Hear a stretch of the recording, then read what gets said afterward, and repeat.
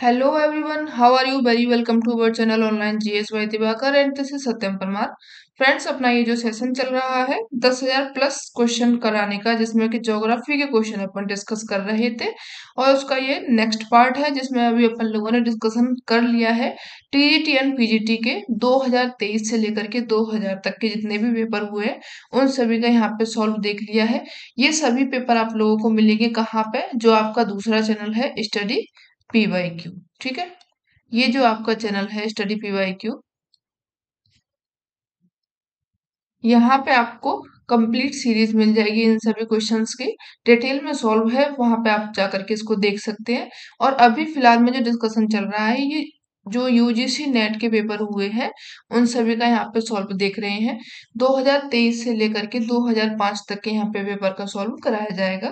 तो अगर अभी तक आपने इस चैनल को सब्सक्राइब नहीं किया है, चैनल को ज्वाइन नहीं किया है, तो आप चैनल को सब्सक्राइब कर लें एंड इस वाले चैनल को भी आप सब्सक्राइब कर लें। ठीक है, अगर दोनों ही चैनल पर नए हैं तो इतना काम आप कर लेंगे और उसके बाद में अपन क्लास को आगे करेंगे। ठीक है, इसमें जो आपका आज का जो सेशन है जून 2020 का सॉल्व देखेंगे।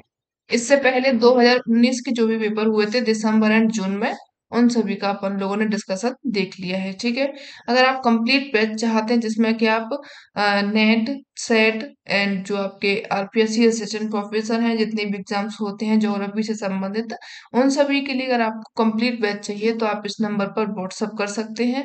और साथ में ही आप ऐप डाउनलोड कर सकते हैं जीएस बाय दिवाकर सर। ये आपको प्ले स्टोर पे जाकर के मिल जाएगा, तो वहां से आप इसको डाउनलोड करेंगे। इसको डाउनलोड करने से आप लोगों को काफी लाभ होगा, क्योंकि यहाँ पे कई सारे सेशन कराए गए हैं जो आपको मिल जाएंगे सीक्वेंस में। ठीक है, तो ये हो गया आपका अपना छोटा सा इंट्रोडक्शन। चलिए अपनी क्लास शुरू करेंगे। पहला क्वेश्चन देखेंगे। पहला क्वेश्चन इसमें कह रहा है कि हंटिंगटन है, इनके अनुसार भविष्य के लिए भौगोलिक विचार के दिशा निर्देश को किसने निर्धारित किया हुआ है। ठीक है, इसके जो टर्म्स हैं इनको देखते जाइएगा। भविष्य है, इनके लिए दिशा निर्देश देने का निर्धारित किया था, किसने किया है? हंटिंगटन EW ने, बाइडल डी ला ब्लॉस ने, EC सैमुअल ने, या फिर वॉन रिच्टहोफेन ने। तो ये किया हुआ है वॉन रिच्टहोफेन के द्वारा। डी ऑप्शन यहाँ पे सही हो जाएगा। व्याख्या देख लीजिए इसकी, पढ़िएगा भी और साथ में हम पढ़ा रहे हैं उसको भी पढ़िएगा। जो रिश्तोफेन है एक जर्मन विद्वान है, ठीक है, जिसने सामान्य और प्रादेशिक भूगोल में अंतर को स्पष्ट किया हुआ है। ठीक है, इतना आप याद रखेंगे रिश्तोफेन के बारे में कि इन्होंने क्या किया है। जो ये तो पहले तो ये है जर्मन की, और इन्होंने जो सामान्य और प्रादेशिक ज्योग्राफी है इसमें इन्होंने अंतर को बताया कि क्या अंतर पाया जाता है। साथ में ही प्रादेशिक अध्ययन के लिए उन्होंने वितरण विज्ञान यानी कि कोरोलॉजी नाम दिया हुआ है। इस नाम को आप याद रखेंगे क्योंकि यहाँ से क्वेश्चन पूछा जाता है। कोरोलॉजी नाम दिया था। और जो प्रादेशिक भूगोल है उसमें रिश्तोपेन ने विभिन्न आकार के क्षेत्रों का अध्ययन किया है, उसके लिए कई सारे नाम दिए हैं।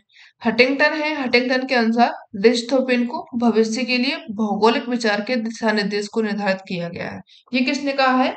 हटिंगटन ने रिश्तोपेन के लिए बोल दिया, क्योंकि उन्होंने क्या किया था? जो सामान्य भूगोल है और प्रादेशिक भूगोल है उसका अंतर इन्होंने बताया, उसके कई सारे नाम दे दिए। तो इन्होंने फिर हटिंगटन ने थोड़ी सी इनकी अ, मतलब जो प्रशंसा होती है वो कर दी और आगे करके इन्होंने बता दिया। आगे बढ़ेंगे, नेक्स्ट क्वेश्चन देखिए।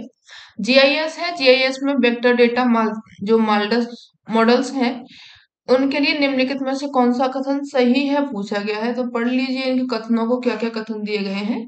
यह एक साधारण डेटा मॉडल है और जो इसकी निम्न फोटोग्राफिक मानचित्रण निर्गम आउटपुट गुणवत्ता मानी जाती है। तो ये जो साधारण तो नहीं होगा, यानी कि ये आपका गलत लग रहा है। दूसरा इसमें ये कह रहा है, क्या एक सुसंबद्ध यानी कि कॉम्पैक्ट डेटा संरचना होती है? जीआईएस के बारे में, वेक्टर डेटा के बारे में बोल रहा है ये। तो ये कॉम्पैक्ट होती है और जिसकी की उच्च मानचित्रण निर्गम गुणवत्ता होती है। तो ये आपका सही हो जाएगा।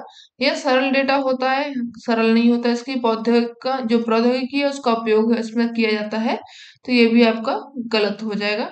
बी ऑप्शन यहाँ पे आपका ये सही हो जाएगा, केवल बी ही सही है। व्याख्या इसकी देख लीजिए। भौगोलिक सूचना तंत्र है, यानी कि जीआईएस में कंप्यूटर के हार्डवेयर और सॉफ्टवेयर, यानी कि आप इसको इजीली नहीं कर सकते, कंप्यूटर आपको आना चाहिए।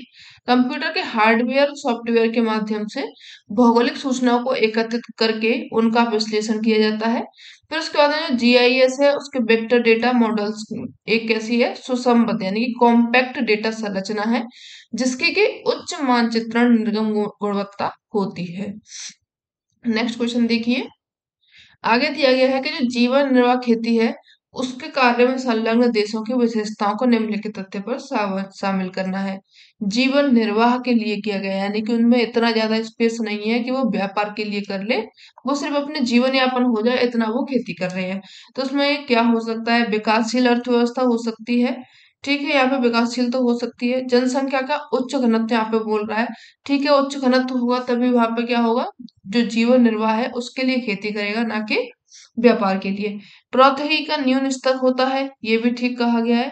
उच्च विकसित अंतरराष्ट्रीय व्यापार, ये कैसे हो जाएगा, व्यापार तो यहाँ पर कैसे ही नहीं हो रहा, क्योंकि जो खेती है वो कैसी है, जीवन यापन के लिए है, जीवन निर्वाह खेती है।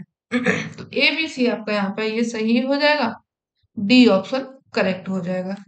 चलिए आगे बढ़ते हैं। ये लीजिए, इतनी बड़ी सी इसको पढ़ लेते हैं। किसने प्रदूषण को इस रूप में परिभाषित किया हुआ है, पढ़िए इसको। पदार्थ अथवा ऊर्जा प्रारूपों की बृहद उपस्थिति जो कि अनिच्छा पूर्वक उत्पन्न की गई हो, ठीक है, अपने उद्देश्य से अधिक समय तक टिकी हो, ठीक है, दुर्घटना द्वारा बची हो, साथ में अनदेखे प्रभावों से पूर्व हो, मात्रात्मक रूप में जो उसके आदमी के स्वास्थ्य को नुकसान देती हो या उसको सुरक्षा करती हो। किसने कहा ये, लॉर्ड कैनेट, डीएम डिक्सन ने, आर एफ दसमान ने, या फिर अर्नोल्ड गुडी ने। तो ये जो कहा हुआ है आपके लॉर्ड कैनेट के द्वारा कहा हुआ है, इनको आप याद रख लेंगे। इन अगर ऐसे क्वेश्चन आ जाए तो ज्यादा घबराने वाली बात नहीं है, क्योंकि जो आपका यूजीसी नेट का पेपर है उसमें 10 से 15 क्वेश्चन आप लोगों को घुमाने वाले आते हैं, क्योंकि इतनी बड़ी बड़ी इनकी डेफिनेशन है, कौन इनको याद करेगा। अगर बाई चांस कोई याद रह जाए तो आप लोगों के लिए अच्छी बात है, इसके लिए आप इतना याद रख लेंगे, ठीक है। आगे बढ़ते हैं, नेक्स्ट क्वेश्चन देखिए। निम्नलिखित में से कौन सा एक ऑक्सीजन के पुनर्चक्रण की अवधि के लिए सही है, यानी कि जो ऑक्सीजन है फिर से रीयूज में आ जाती है, फिर उसका चक्र फिर से शुरू हो जाता है, वो अपनी वर्ष पूछी गई है कितने वर्षों का यहाँ पे होता है। तो जो ऑक्सीजन की अवधि होती है कितनी होती है, 2000 वर्ष की यहाँ पे अवधि को मापा गया है, ठीक है। अगर कार्बन डाइऑक्साइड की अवधि पूछी जाए तो कार्बन डाइऑक्साइड की अवधि होती है कितनी, 300 वर्ष, ठीक है, ये उसका कार्बन डाइऑक्साइड का चक्र होता है। चलिए आगे बढ़ेंगे।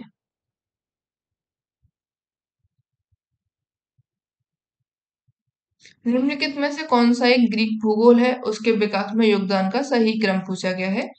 ग्रीक भूगोल वेताओं का क्रम लगाना है तो पहले कौन से आए थे, यहाँ पे एनेक्सीमेंडर दिया गया, उसके बाद में हिप्पार्कस, ये गलत हो जाएगा। एराटास्थनीज के बाद हेरोडोटस है, हिप्पार्कस है, फिर एनेक्सीमेंडर दिया गया तो ये भी गलत हो जाएगा। ये आपका सही हो जाएगा, एनेक्सीमेंडर, एनेक्सीमेंडर के बाद में हेरोडोटस, हेरोडोटस के बाद में एराटास्थनीज एंड हिप्पार्कस, इनका सीक्वेंस सही हो जाएगा। ये आप याद रखेंगे इनका सीक्वेंस, ग्रीक जो जो ज्योग्राफर्स होते हैं यहाँ से कई बार क्वेश्चन पूछा जाता है, तो आप इनका कालक्रम जरूर से याद रखेंगे, ठीक है। चलिए आगे बढ़ते हैं, नेक्स्ट क्वेश्चन देखेंगे। निम्नलिखित में से उस उन्नयन तक कोपेन एएफ प्रकार के जलवायु क्षेत्र का विस्तार मध्य समुद्री स्तर तक होता है, कहाँ तक होता है, 1000 मीटर तक, 1500 मीटर तक, 2000 मीटर तक, या फिर 2500 मीटर तक। तो जो एएफ है इस जलवायु का विस्तार पाया जाता है 1000 मीटर की ऊंचाई तक, यहाँ पर विस्तार पाया जाता है, ठीक है। व्याख्या इसकी देख लीजिए। मेघाथर्म है, आर्द्र उष्णकटिबंधीय जलवायु है, इसको कोपेन ने जलवायु वर्गीकरण के 3 उप समूहों में किया है। कितने, 3 उप समूह इसके बनाए हैं। पहला हो गया इसमें एएफ यानी कि उष्णकटिबंधीय वर्षावन या फिर विषुवतीय जलवायु होगी। दूसरी इसमें रखी है उन्होंने एडब्ल्यू प्रकार की, जिसको के नाम दिया है उष्ण सवाला जलवायु। तीसरी रखी है इन्होंने एएम प्रकार की, जिसमें कि उष्ण मानसूनी जलवायु होती है। तो जो एएफ जलवायु है विषुवत रेखा के दोनों ओर पाई जाती है, 5 डिग्री से लेकर के 10 डिग्री अक्षांश के बीच तक ये वाली एएफ जलवायु पाई जाती है, ठीक है। महाद्वीपों के जो पवनाभिमुखी तट होते हैं उन पर जलवायु 15 डिग्री से लेकर के 20 डिग्री अक्षांशों तक ये एएफ प्रकार की जलवायु पाई जाती है। तो जो एएफ जलवायु हो गई, उसके जो समुद्री क्षेत्र से यानी समुद्री तल से दूरी अगर मापी जाए तो वो कितना हो जाएगा, 1000 मीटर तक होता है। इतना आप एएफ के बारे में, कोपेन के बारे में याद रखेंगे। ठीक है, आगे बढ़ेंगे। एक थोड़ा सा आपका मानक विचलन यहाँ पे पूछा गया है। 0 से लेकर के 0+1 ये आपका मान दिया गया है। ये आपकी एक टेबल दी गई है, फ्रीक्वेंसी यहाँ पे दी गई है, इनसे ज्यादा मतलब नहीं है। अपन लोगों को 0 से लेकर के +1 का पूछा गया है। इससे भी, और इसकी जो वैल्यू दी गई है आप लोगों को, ये दी गई है 0.3413। तो इसमें कुछ भी नहीं करना है आप लोगों को, यहाँ पर इतना आपको ये घुमा दिया गया है। ठीक है, सिर्फ आप लोगों को इसमें इंटू कर देना है। किससे कर देना है? इंटू 100 से, क्योंकि ये परसेंटेज में पूछा गया है। तो आप लोग इसकी इंटू किससे करेंगे? 0.3413 के इंटू कर देंगे 100 से, तो आपका जो ऑप्शन सही हो जाएगा 34.13। यहाँ पे ये परसेंटेज आंसर आ जाएगा, ए ऑप्शन सही हो जाएगा। इतना इसकी डिटेल एक्सप्लेनेशन इसमें जो दी गई है, इसको देखने की जरूरत नहीं है, काफी घुमाया जाता है। तो आप इसको इतना ही इजीली याद रखेंगे, ये आपका काम हो गया। ठीक है, एक मिनट।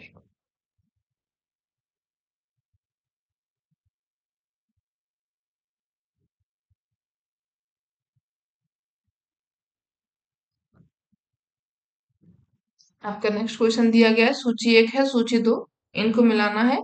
केंद्र स्थल जो संकल्पना है मैकिंडर की हो जाएगी। जो रेड जेल है, इन्होंने राज्य का वर्गीकरण किया हुआ है। और रिमलैंड की संकल्पना दी हुई है किसने? स्पाइकमैन ने। और जो केंद्र स्थल है, केंद्र स्थल की संकल्पना दी है मैकिंडर के द्वारा। और राज्यों का जो क्षेत्रीय विकास सिद्धांत है, ये दिया गया है बेन वोल्केनबर्ग के द्वारा। ठीक है, तो यहाँ पे आपका जो ऊपर ऑप्शन दिए गए हैं, इनको यहाँ देख लेते हैं। सर यहाँ पे देखिए, केंद्र स्थल संकल्पना हो गई मैकिंडर के द्वारा। ए का यहाँ पे 4 हो जाएगा, ए का एक ही दिया गया है, तो ए ऑप्शन यहाँ पे सही हो जाएगा। रिमलैंड की थ्योरी दी गई है स्पाइकमैन के द्वारा। राज्य का वर्गीकरण किया गया है बेन वोल्केनबर्ग के द्वारा। और जो राज्यों का क्षेत्रीय विकास का सिद्धांत है, ये दिया गया है रेड जेल के द्वारा। तो यहाँ पे डी ऑप्शन सही हो जाएगा। ठीक है, सॉरी, ए ऑप्शन यहाँ पे ये आपका सही हो जाएगा। चलिए आगे बढ़ेंगे। निम्नलिखित मानचित्रों में से कौन से मानचित्र एक ही समय में औसत ढाल और औसत जो आपेक्षिक भू आकृति है उसको दर्शाते हैं? कौन सा मानचित्र हो जाएगा, पढ़िए जरा।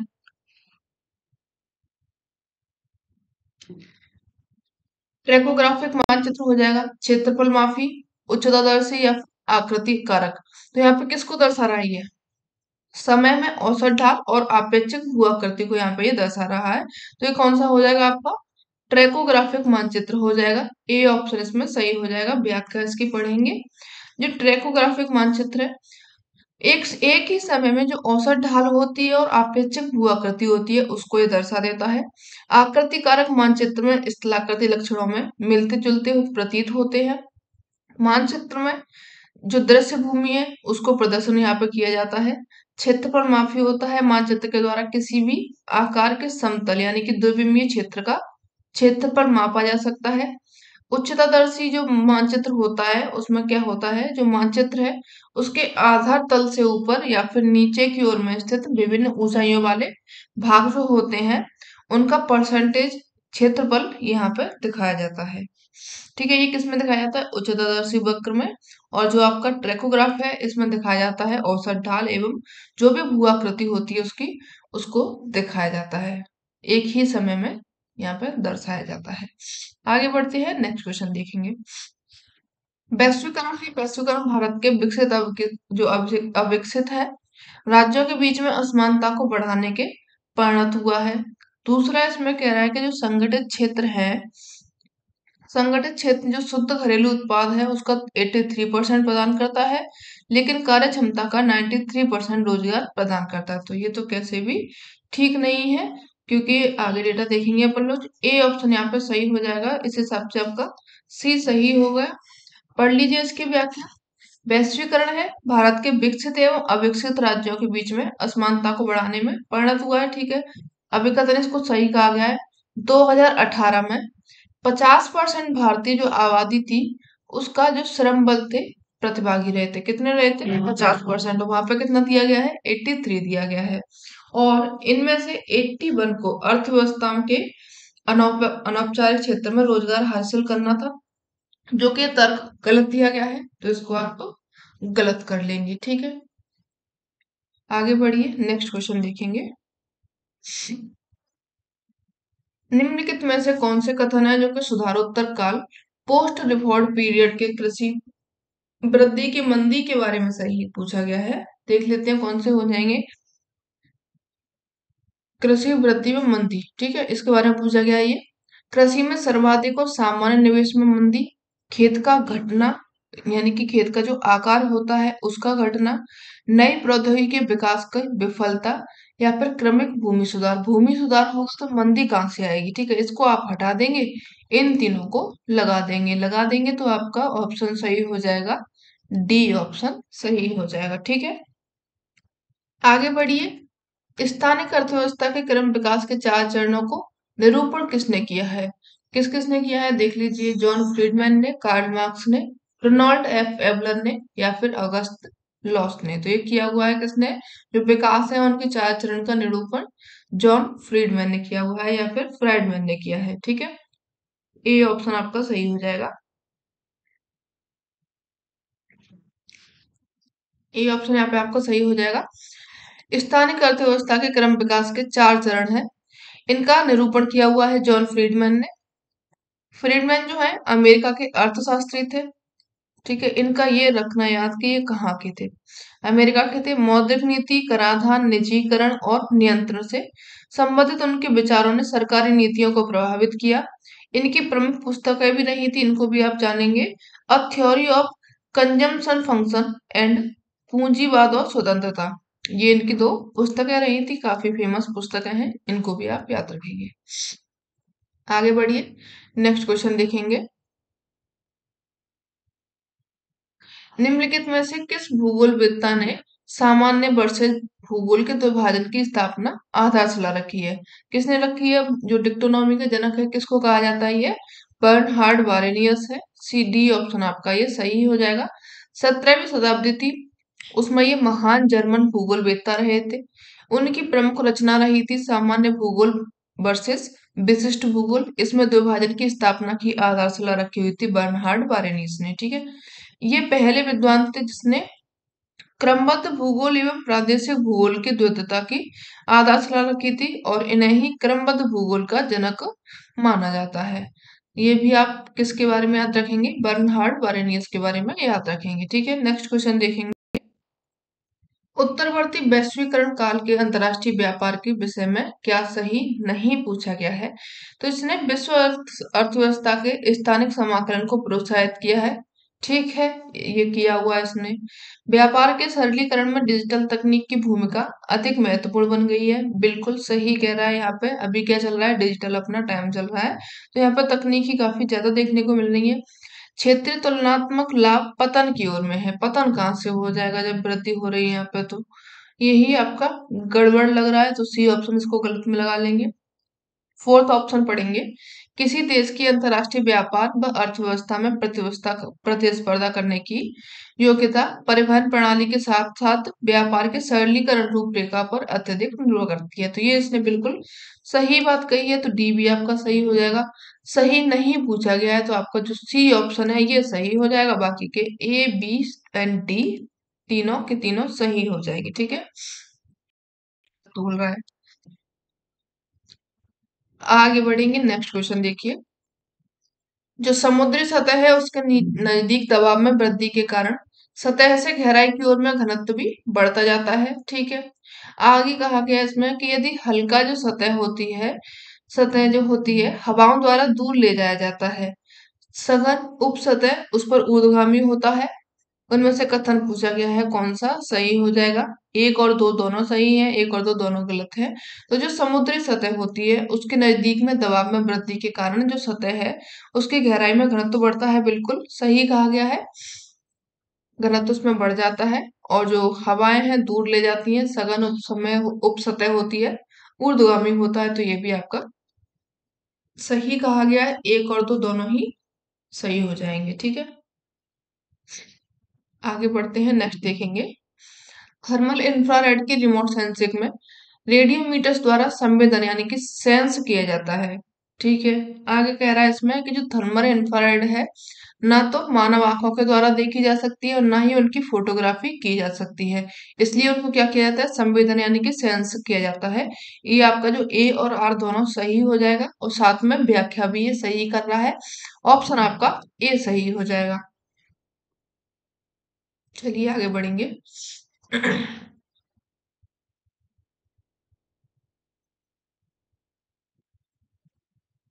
An introduction to application of geography to history and the geographical distribution of mankind। ये पुस्तकें पूछी गई हैं, किसकी हो जाएंगी ये? कार्ल रिटर की, फ्रेडरिक रेडजेल की, या फिर बिलारो की, या फिर अल्फ्रेड हेटनर की। ये दोनों जो बुक हैं काफी फेमस बुक हैं, इनको दोनों को याद रखेंगे। फ्रेडरिक रेडजेल के द्वारा ये पुस्तकें लिखी गई हैं। बी ऑप्शन इसमें आपका सही हो जाएगा। व्याख्या देख लीजिए। रेडजेल एक जर्मन भूगोलवेत्ता है। भूगोल के अध्ययन के लिए स्थान पर उन्होंने स्थायी प्रकार को सुरक्षित रखने का काम किया हुआ है। इसलिए जो रेडजेल है उनको मानव भूगोल का जन्मदाता कहा जाता है। ये आप याद रखेंगे कि मानव भूगोल है उसका जन्मदाता किसको कहा जाता है? रेडजेल को कहा जाता है। और जो an introduction to the application of geography to history and geographical distribution of mankind, ये दोनों ही पुस्तकें लिखी गई हैं फ्रेडरिक रेडजेल के द्वारा। आगे बढ़िए, नेक्स्ट क्वेश्चन देखेंगे। भारत और पाकिस्तान के बीच में अंतर्राष्ट्रीय सीमा का सीमांकन बंटवारे के पश्चात किया गया है। जो और ये किस प्रकार की सीमा होंगी? परवर्ती तो ये तब होती जब ये कब होती? जो बट विभाजन है अंतर्राष्ट्रीय सीमा, जो बंटवारा हुआ होता है उससे पहले इसकी सीमा का निर्धारण हुआ होता तो ये परवर्ती होती। यहाँ पे सांस्कृतिक भी हो सकती है, क्योंकि यहाँ पे जो बंटवारा हुआ है अपना भारत और पाकिस्तान का, संस्कृति के आधार पर हुआ है, हिंदू और मुस्लिम के आधार पर हुआ है, तो ये किस में आ जाती है? संस्कृति में आती है। और अनुवर्ती सीमा भी यही होती है, जो कि अंतर्राष्ट्रीय सीमा के बंटवारे के बाद में हुई है और संस्कृति के आधार पर हुई होती है। तो यहाँ पे क्या हो जाएगा, ये ए एंड डी दोनों ऑप्शन यहाँ पे सही हो जाएंगे। आप इनमें से कोई भी लगाएंगे, आंसर आपका ये सही माना जाएगा। ठीक है, लेकिन जो आयोग है उसने उत्तर एक को माना है। तो अगर आप बताएंगे, आपके में ऐसा ऑप्शन आ रहा है तो आप उसमें संस्कृति लगा करके आएंगे, क्योंकि यहाँ पे जो बंटवारा हुआ है भारत का, साथ में बांग्लादेश का भी आप याद रखेंगे, क्योंकि उसका भी जो बंटवारा हुआ है वो भी संस्कृति के आधार पर ही हुआ है। तो दोनों को आप इसी तरीके से याद रखेंगे, संस्कृति लगाएंगे। अगर संस्कृति नहीं है तो आप अनुवर्ती लगाएंगे। ठीक है, दोनों है तो आप अनु संस्कृति को मान करके चलेंगे। आगे बढ़ते हैं, नेक्स्ट क्वेश्चन देखेंगे। निम्नलिखित में से कौन सा वक्र संचयी बारंबारता वितरण को दर्शाने के लिए उचित है? कौन सा हो जाएगा? बारंबारता वक्र हो जाएगा, त्वरण यानी कि जो अगायब होता है आपका, लॉग नॉर्मल वक्र होता है, या फिर सेमी लॉग यानी कि अर्ध संलेख वक्र होता है। जो संचयी बारंबारता को दर्शाता है ये आपका वक्र हो जाएगा त्वरण, या फिर जो अगायब वक्र होता है या फिर अजैब होता है, ये आपका किसको दर्शाता है? संचयी बारंबारता को। ठीक है, बी ऑप्शन सही टिक लगा लेंगे। आगे बढ़ लेंगे। नेक्स्ट क्वेश्चन इसमें कह रहा है कि जो समुद्री जल है गर्म होने की प्रक्रिया को पहचानना है। इसमें कैसे गर्म होता है? सूर्य से जो प्राप्त होता है उसको विकिरण, उसके द्वारा, एंड उसका जो अवशोषण कर लेता है। ठीक है, ये तो आपका ठीक हो गया। आगे कह रहा है जो गतिज ऊर्जा है उसका यहाँ पर रूपांतरण होता है, ये भी ठीक कह रहा है। आगे कह रहा है कि ध्रुवीय बर्फ पिघलेगी तो क्या होगा? समुद्री जल गर्म हो जाएगा। बिल्कुल भी नहीं होगा। सी जहां पे है उसको काट देंगे, काट देंगे, काट देंगे। ऑप्शन आपका आ गया कौन सा? सी ऑप्शन सही आ गया। ठीक है, इतना आपको करना है और कुछ भी नहीं करना है। आगे बढ़ेंगे, नेक्स्ट क्वेश्चन देखेंगे। अच्छा, इसकी व्याख्या नहीं देखी है, व्याख्या पढ़ लेंगे, पहले इसको डिलीट कर लेंगे। पृथ्वी पर उपस्थित है अन्य सभी वस्तुओं की भांति महासागरीय जल को ऊष्मा सूर्य से ही प्राप्त होती है। बिल्कुल सही कहा गया। ऊष्मा ज्यादातर अपन लोगों को कहाँ से प्राप्त होती है? सूर्य ही अपना एकमात्र सोर्स है बढ़िया वाला, जो कि ऊष्मा दे रहा है। आजकल तो कई सारे सोर्स मिल चुके हैं ऊष्मा के, लेकिन सूर्य अपना एक बढ़िया वाला है, हमेशा मिलेगा। आगे कह रहा है कि जो समुद्री जल है उसमें विकिरण से ऊष्मा प्राप्त करके ये गर्म होता है। विकिरण यानी कि जो सूर्य है उसके द्वारा आई गई किरणें हैं, उससे ये उस जो जल है गर्म हो जाता है, जिससे उसका तापमान बढ़ जाता है। सूर्य से जो प्राप्त होती है विकिरण, इसका वो अवशोषण यानी कि एब्जॉर्ब कर लेता है तथा गतिज ऊर्जा का रूपांतरण जो होता है, उससे जो समुद्री जल है वो गर्म हो जाता है। ध्रुवीय बर्फ है वो पिघलेगी। बर्फ अगर पिघलेगी तो उसका पानी गर्म तो होगा नहीं, ऑब्वियसली बात है, वो ठंडा ही होगा। तो इस समुद्र के जल को गर्म ना करके ठंडा करेगा। ठीक है। चलिए आगे बढ़िए, नेक्स्ट क्वेश्चन देखेंगे। निम्नलिखित में से किसने भूगोल को जीव भूविस्तार संबंधी विज्ञान के रूप में व्याख्यात किया हुआ है? जीव भूविस्तार के रूप में किया है, किसने किया ये? पीई जेम्स ने, एंड हेटनर ने, लिस्टोपिन ने, सी डार्विन सीआर ने। नाम ही नहीं दिया है। चलिए देख लीजिए, इसकी व्याख्या ही देख लीजिए। मार्क जेफरसन है और कार्लो सावर है, इन्होंने जीव भूविस्तार या फिर जीव वितरण विज्ञान, इनको प्रवर्तक माने जाते हैं। किसका? जीव वितरण विज्ञान का या फिर जीव भूविस्तार का। दोनों के नाम आप याद रखेंगे, मार्क जेफरसन है एंड कार्ल सावर है। जीव भूविस्तार विज्ञान का मुख्य उद्देश्य है किसी क्षेत्र या फिर प्रदेश में दिखाई देने वाली विशेषताओं का वर्णन करना। ठीक है, आगे बढ़ेंगे, नेक्स्ट क्वेश्चन देखेंगे। निम्नलिखित अभिकथनों को उच्चतादर्शी वक्र यानी कि जो आपका हिप्सोमेट्रिक कर्व होता है उसके संदर्भ में पढ़ना है। यह अपवाद होता है और उसका क्षेत्रफल ऊंचाई यहाँ पर संबंध दिखाता है। ठीक है, यहाँ पे क्या होता है, अपवाद द्रोणी है और ऊंचाई का संबंध यहाँ पे दिखा रहा है।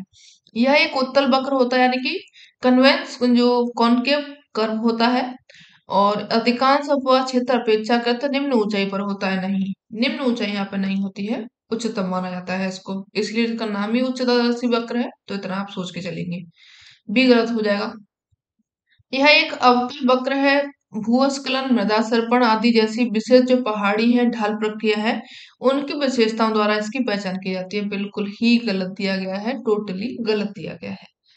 आगे कहा रहा है, ये जो डी ऑप्शन है इसमें कह रहा है कि किसी अपवाद द्रोणी के लिए किसी उच्चतादर्शी वक्र के आकार की विशेषता जानने का सरल तरीका होता है उच्चतादर्शी समाकलन, इसकी गणना करना।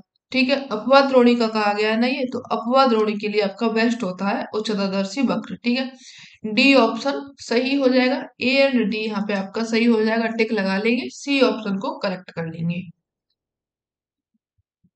ठीक है, सी ऑप्शन यहाँ पे आप टिक कर लेंगे, बाकी के B and D, B and C दोनों ही गलत हो जाएंगे। आगे बढ़िए, नेक्स्ट क्वेश्चन देखे हैं। वर्तमान में भारत में सूचना प्रौद्योगिकी सेवाओं का सबसे बड़ा उपभोक्ता सरकारी क्षेत्र है। ठीक है, जो वर्तमान समय है, भारत है, भारत में जो सूचना हो रही है, सूचना प्रौद्योगिकी है, सबसे बड़ा उपभोक्ता हो जाएगा, सरकारी क्षेत्र हो जाएगा। ठीक है, उसके बाद में जो भारतीय कंपनियां हैं, कुल राजस्व और यहाँ तक के सूचना प्रौद्योगिकी निर्यात बाजार की हिस्सेदारी में बहुराष्ट्रीय कंपनियों से आगे निकल रही हैं। ये भी ठीक कहा गया है। ए और आर दोनों इसमें सही कह रहे हैं, लेकिन ये इसका कैसे भी करके कारण स्पष्ट नहीं कर रहा है। ठीक है, कारण नहीं है, ए और आर सही हो जाएंगे, इतना आप याद रखेंगे। ऑप्शन जो आपका यहाँ पे सही हो जाएगा, बी ऑप्शन सही हो जाएगा। चलिए आगे बढ़ेंगे। नेक्स्ट देखिए, ये जो आपके असर्शन रीजन के सवाल होते हैं सबसे ज्यादा इजी होते हैं, बस थोड़ा सा इनको पढ़ना आना चाहिए कि कैसे इसका कारण निकाल रहा है या फिर कैसे अलग अलग बात कर रहा है। ठीक है, इतना आप जब पेपर को कई बार सॉल्व करेंगे तो आपको पेपर सॉल्व करते करते ही आ जाए, कुछ इसके लिए अलग से भेद नहीं पढ़ने हैं। मुझे भी पहले ये बहुत टफ लगते थे, लेकिन अब नहीं लगते हैं। वैश्वीकरण है, वैश्वीकरण स्वतंत्रता की मात्रा में वृद्धि करता है, जिसका परिणाम होता है घरेलू अर्थव्यवस्था वृद्धि, अधिक कम नियंत्रण और आर्थिक संप्रभुता की हानि के रूप में सामने आता है। ठीक है, वैश्वीकरण के बारे में कहा गया है कि जो वैश्वीकरण है, स्वतंत्रता की मात्रा में वृद्धि होती है, वृद्धि करता है, जिसका जो परिणाम होता है कि जो घरेलू अर्थव्यवस्था है उस पर अधिक नियंत्रण होता है, और जो आर्थिक संप्रभुता होता है उस पर हानि के रूप में सामने आता है। ठीक है, आगे इसमें कह रहा है नेक्स्ट क्वेश्चन, नेक्स्ट जो आर दिया गया है इसमें क्या कह रहा है कि जो वैश्वीकरण है, उपभोग है, संस्कृति को प्रोत्साहन देता है, जो सभी देशों के जीवन शैलियों और मूल्यों के साथ में संगत नहीं हो सकती है। इसमें भी क्या कहा गया है, वैश्वीकरण के बारे में कहा गया है, और इसमें भी वैश्वीकरण के बारे में कहा गया है। क्यों जो आर्थिक संप्रभुता होती है उसकी हानि होती है उसके रूप में सामने आता है, इसका कारण यहाँ पर नहीं दिया गया है। तो इसमें जो ऑप्शन आपका यहाँ पर सही हो जाएगा, यहाँ पर भी बी ऑप्शन सही हो जाएगा। ए और आर दोनों सही हैं, व्याख्या एक भी नहीं कर रहे हैं। आगे बढ़िए, नेक्स्ट क्वेश्चन देखेंगे। हवा की दिशा के समकोण के ओर उन्मुख जो दीर्घित रिज है उसके रूप में निर्मित बालू के डिब्बों को कहा जाता है। समकोण के रूप में पूछा गया है, स्टार ड्यून्स हो जाएगा, बरखान हो जाएगा, अनप्रस्थ ड्यून हो जाएगा, या फिर सीप्स हो जाएगा। जो अनप्रस्थ ड्यून्स होते हैं वो कैसे दिखाई देते हैं आपको, हवा के समकोण होते हैं, ठीक है, बालू के डिब्बे होते हैं, अनप्रस्थ ड्यून को कहा जाता है। देख लीजिए आगे इसकी व्याख्या दी गई है। पवन के चलने की दिशा के समकोण पर होता है, इसलिए इसको अनप्रस्थ ड्यून यानी कि बालू का स्तूप कहा जाता है। इनका निर्माण होता है हल्की या फिर क्षीण पवन के द्वारा। जो हल्की हल्की पवनें चलती है, मध्यम मध्यम पवन चलती है, उसके द्वारा इसका जो पवन है, रेत जम जाता है, टिब्बा बन जाता है। इसका निर्माण होता है रेगिस्तान की सीमा में, रेतीले सागरी तटों में इनका ये निर्माण होता है, लहरदार बनते हैं ये। ठीक है, आगे बढ़िए, नेक्स्ट क्वेश्चन देखेंगे। निम्नलिखित में से कौन सी नदी हिमाचल प्रदेश से होकर के नहीं बहती है? ब्यास तो आपकी बहती है, झेलम भी, चिनाब भी बहती है, झेलम नहीं बहती है, रावी बहती है। ठीक है, तो आपका कौन सी नहीं बहती, तो सी ऑप्शन सही हो जाएगा। झेलम जो नदी है हिमाचल से होकर के नहीं बहती है, बाकी के और तीनों ये बहती है। झेलम के बारे में देख लीजिए। झेलम नदी है पीर पंजाल पर्वत की पदस्थली में स्थित है, वेरीनाग के समीप में शेषनाग झील है, इससे निकलती है। इससे निकलकर श्रीनगर के पास में बुलर झील है, उसमें जाकर के मिल जाती है। आगे बढ़ती है मुजफ्फराबाद मंगला तक के भारत पाकिस्तान के लगभग समानांतर बहती है। ठीक है, पाकिस्तान के साथ में ये बह रही है। पाकिस्तान में सिंधु नदी में जाकर के ये मिल जाती है, और नदी हिमाचल प्रदेश से होकर के नहीं बहती है। इतना आप सिंधु नदी के बारे में, सॉरी झेलम नदी है इसके बारे में याद रखेंगे। आगे बढ़ते हैं, बरसात के प्रकार दिए गए हैं लगभग, और उनका कितने प्रकार का यहाँ पे होता है। कुहासा कितना होता है एमएम का, बर्फ कितने एमएम की होती है, कच्चे ओले कितने एमएम के होते हैं, हिमी जो वर्षा होती है कितने एमएम के होते हैं। ठीक है, तो चलिए पढ़ लेते हैं इनको। कुहासा जो होता है आपका सबसे छोटा होता है, इसको आप याद रखेंगे। कुहासा यानी कि 0.005 से लेकर के 0.05 एमएम का ये होता है। अब आ गए बर्फ के बाद में। बर्फ जो होती है 1 मिलीमीटर, 1 एमएम से लेकर के 20 एमएम के बीच में बर्फ के गोले पाए जाते हैं। कच्चे ओले की बात करेंगे तो कच्चे ओले जो आपके मिलते हैं 2 से 5 एमएम के बीच में कच्चे ओले मिलते हैं। हिम वर्षा जो होती है, आप जिसमें आप चाहते हैं घूमना, मनाली वर्षा, जो मनाली में आप जाना चाहते हैं, कश्मीर में जाना चाहते हैं, किसी के साथ में वो वर्षा आप महसूस करना चाहते हैं, वो वर्षा होती है कितने की, 0.5 से लेकर के 5 एमएम के बीच में ये वर्षा होती है। ठीक है, किस किस के सपने हैं कि हम किसी न किसी के साथ में जाएं और वहां पर ये वाली वर्षा महसूस करें। ठीक है, बताइएगा कमेंट में। चलिए आगे बढ़ेंगे, नेक्स्ट क्वेश्चन देखिए। नेक्स्ट क्वेश्चन यहाँ पे, टिमलेट सिद्धांत को एमजे स्पाइकमैन द्वारा कब प्रस्तुत किया गया था, किसके कौन से साल में इसको प्रस्तुत किया गया है? 1941 में, 1942 में, 1943 में, या फिर 1944 में।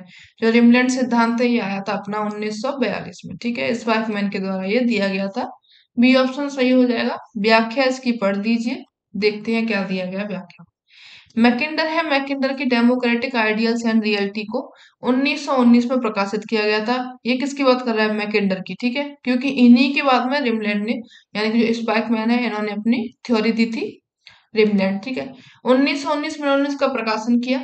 1942 का टाइम आया, एंड जो प्रोफेसर थे एडवर्ड अर्ल की संपादकीय भूमिका के साथ में अमेरिकी संस्करण प्रकाशित हुआ। प्रोफेसर स्पाइकमैन 1893 से लेकर के 1943 इस जो विचार आया था, जो मैकिंडर थे, इनके विचार से सहमत नहीं थे। अब इन्होंने क्या किया, इनकी पुस्तक थी ज्योग्राफी ऑफ पीस 1944 में।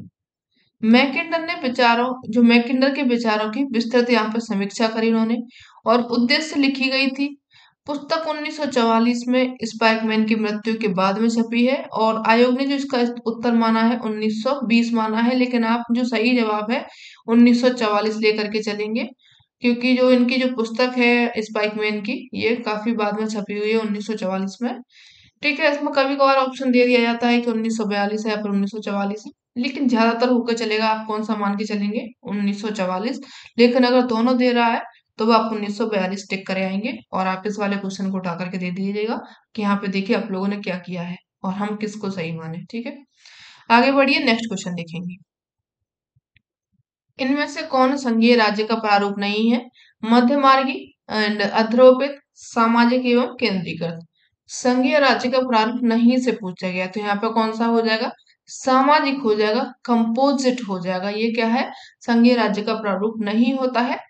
व्याख्या इसकी देख लीजिए।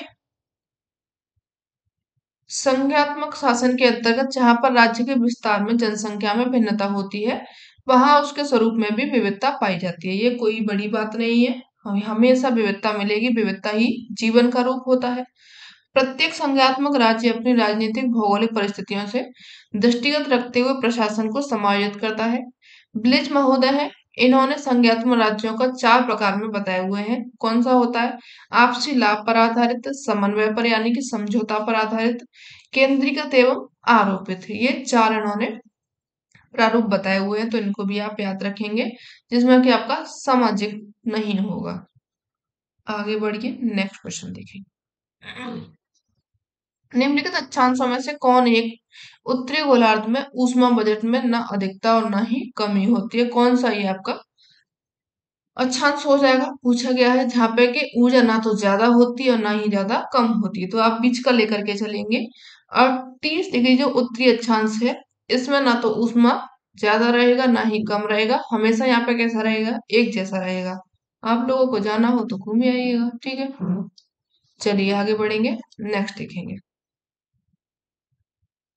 लैटराइट मृदा का जो निर्माण है उसकी स्थिति में होता है उच्च तापमान और अच्छी बारिश हो तथा क्रम से आर्द्र और शुष्क समयावधि आती है। यहाँ पे आगे कह रहा है कि जो लैटराइट मृदा है काफी फूल जाती है और वर्षा ऋतु में गीली होने के बाद में लिसमिसी या फिर चिपचिपी हो जाती है और स्वतः जुती हुई खेती के रूप में ये जानी जाती है। तो ये आपका गलत कह रहा है, ये लेटराइट की बात नहीं कर रहा है। ये जो विशेषता पाई जाती है यहाँ पे काली मिट्टी में पाई जाती है। ठीक है, तो आपका जो ऑप्शन सही हो जाएगा, ए ऑप्शन सही हो जाएगा, आर बिल्कुल गलत हो जाएगा। तो ज्यादा सोचने की बात इसमें है नहीं है। लैटराइट जो मिट्टी होती है वास्तव में लाल मिट्टी का ही विशिष्ट रूप होती है। ठीक है, जिसका निर्माण होता है मानसूनी जलवायु के विशिष्ट व परिणाम इसका विस्तार होता है। मानसूनी जलवायु में आर्द्र एवं शुष्क मौसम वैकल्पिक रूप से पाया जाता है, जिसके फलस्वरूप इस मिट्टी का निर्माण होता है। और जो शुष्क मौसम में यह मिट्टी सूखकर ईंट की भांति कैसी हो जाती है? कठोर हो जाती है। उसमें बात कैसा कर रहा है कि जुती हुई हो जाती है, गीली होने पर लिसलिसी हो जाती है। लेकिन ये कैसी जुती हुई जो बात कर रहा है वो किसकी होती है? काली मिट्टी की विशेषता होती है, ना कि जो लाल मिट्टी या फिर लेटराइट मिट्टी है इसकी विशेषता होती है। चलिए आगे बढ़ते हैं, नेक्स्ट क्वेश्चन देखेंगे। ठीक है,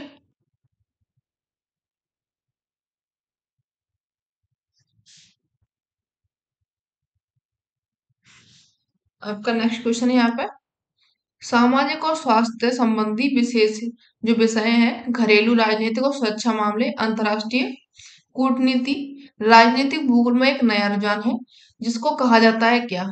नव राजनीति, बृहद भू राजनीति, बृहद राजनीति या फिर विकासात्मक भू राजनीति। तो ये कहा जाता है जो सामाजिक स्वास्थ्य संबंधी विशेषों में यहाँ पर राजनीति और सुरक्षा मामले में हो जाएगा आपका बृहद भू राजनीति। ठीक है, बी ऑप्शन यहाँ पे आपका सही हो जाएगा।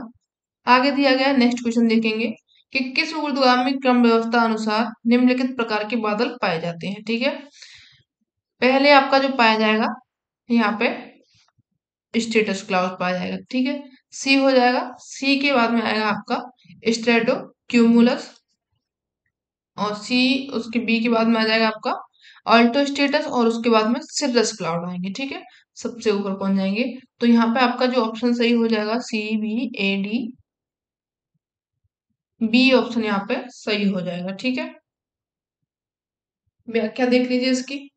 जो सिरस क्लाउड है या फिर साइरस क्लाउड है, सबसे ऊंचे बादल होते हैं। 6,000 से लेकर के 20,000 मीटर की इनकी ऊंचाई पाई जाती है। ऑल्ट्रा स्टेटस की बात करेंगे तो मध्यम ऊंचाई के बादल होते हैं। 25,000 से लेकर के 6,000 मीटर की यहाँ पे ऊंचाई देखने को मिलती है। स्ट्रेटो क्यूमुलस क्लाउड है, निम्न बादल है, और इनका जो विस्तार पाया जाता है 2500 से लेकर के 3,000 मीटर पर इनका विस्तार पाया जाता है। स्टेटस यानी कि बिल्कुल स्तरीय क्लाउड होते हैं, निम्न स्तरीय बादल होते हैं, जिनका कि विस्तार 2500 मीटर या फिर उससे नीचे पाया जाता है। ठीक है, इनकी ऊंचाई आप याद रखेंगे। आगे बढ़िए, नेक्स्ट क्वेश्चन देख लेते हैं कि निम्नलिखित स्रोतों में से कौन सा दो कार्बन मुक्त युक्त करता कौन करता है? जो ज्वालामुखी विस्फोट है और जीवाश्म ईंधन इनका दहन होता है, तो पहले दो आपके सही हो जाएंगे। ज्वालामुखी अगर विस्फोट होगा तो वो क्या करता है? कार्बन को मुक्त करता है, जलता है, जलने से क्या होता है? कार्बन मुक्त होता है। जीवाश्म ईंधन इसका दहन करेंगे तो इससे भी क्या होगा? जो कार्बन मुक्त कार्बन है, कार्बन क्या होगा? मुक्त होगा, क्योंकि इसमें भी जल रहा है। ए और बी सही हो जाएगा। भूस्खलन से कार्बन का कोई संबंध नहीं है। खुला यानी कि ओपन खनन है, यहाँ से भी कार्बन मुक्त, इससे कोई भी उत्सर्जन यहाँ से नहीं होता है। तो ए और बी सही हो जाएगा, टिक लगा लेंगे ए को, आगे बढ़ लेंगे, नेक्स्ट क्वेश्चन देखेंगे। निम्नलिखित प्रक्रियाओं में से कौन सा एक पौधा है उसकी जड़ों के द्वारा अकार्बनिक लवण और पानी का अवशोषण से संबंधित है? पानी का जो अवशोषण होता है वो किसमें होता है? ये प्रक्रिया होती है आपके रूट ऑस्मोसिस की। जड़ों के द्वारा क्या होता है? इसमें पानी को अपने अंदर लिया जाता है तथा पेड़ों को पानी दिया जाता है। जड़ें पानी अंदर लेती हैं, फिर पेड़ों को क्या करती है? नमी प्रदान करती हैं। तो ये जो प्रक्रिया होती है रसाकर्षण या फिर इसको ऑस्मोसिस कहा जाता है। पूरा नाम इसको रूट ऑस्मोसिस, जल जो जड़ परासरण इसको कहा जाता है। ठीक है, बी ऑप्शन सही हो जाएगा। आगे बढ़िए, नेक्स्ट क्वेश्चन देखेंगे। फिर से आपका अशासना रीजन का सवाल यहाँ पे पूछा गया है। निर्माण है, प्रचालन है, हस्तांतरण है। बीओटी एक योजना है जिसके अंतर्गत सड़कों और पुलों के निर्माण के लिए सार्वजनिक प्रचालकों को आमंत्रित किया जाता है। बीओटी है, बीओटी योजना के अंतर्गत निजी निवेश को सुगम बनाने के लिए राष्ट्रीय राजमार्ग अधिनियम को संशोधित या फिर संशोधन किया गया है। यहाँ पर जो ऑप्शन आपका सही हो जाएगा ए, तो ऑप्शन आपका सही है। ठीक है, इसको आप बिना शक के टिक लगा देंगे कि जो निर्माण है, प्रचालन है, हस्तांतरण है, बीओटी एक योजना होती है। उसके बाद में जिसके अंतर्गत सड़क है और उनके पुलों का निर्माण के लिए सार्वजनिक प्रचालकों को आमंत्रित किया जाता है। लेकिन इसमें क्या हो रहा है? निजी निवेश हो रहा है, उसको सुगम बनाने के लिए राष्ट्रीय राजमार्ग अधिनियम संशोधन किया गया है। ये आपका गलत हो जाएगा। ए ऑप्शन आप सही टिक लगा करके चलेंगे। ठीक है, आगे बढ़िए, नेक्स्ट क्वेश्चन देखेंगे।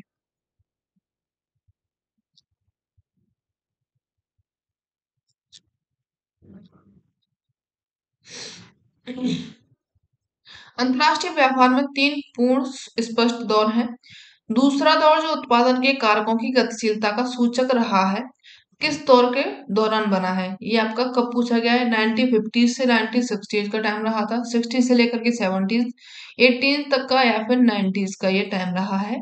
तो यहाँ पे दूसरा दौर की बात कर रहा है, तो दूसरा दौर आपका कब रहा है? 1970 से लेकर के 1990s का ये दौर रहा है, जहाँ पर कि जो अंतरराष्ट्रीय व्यापार है उसमें क्या हुआ है? गतिशीलता बनी रही है।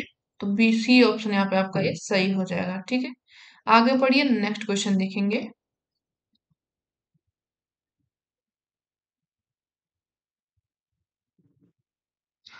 नेक्स्ट क्वेश्चन यहाँ पे आपका सही हो जाएगा। मापक विधियां दी गई हैं, उनके प्रतिपादक दिए गए हैं, देख लीजिए कौन कौन से किससे मैच हो रहे हैं।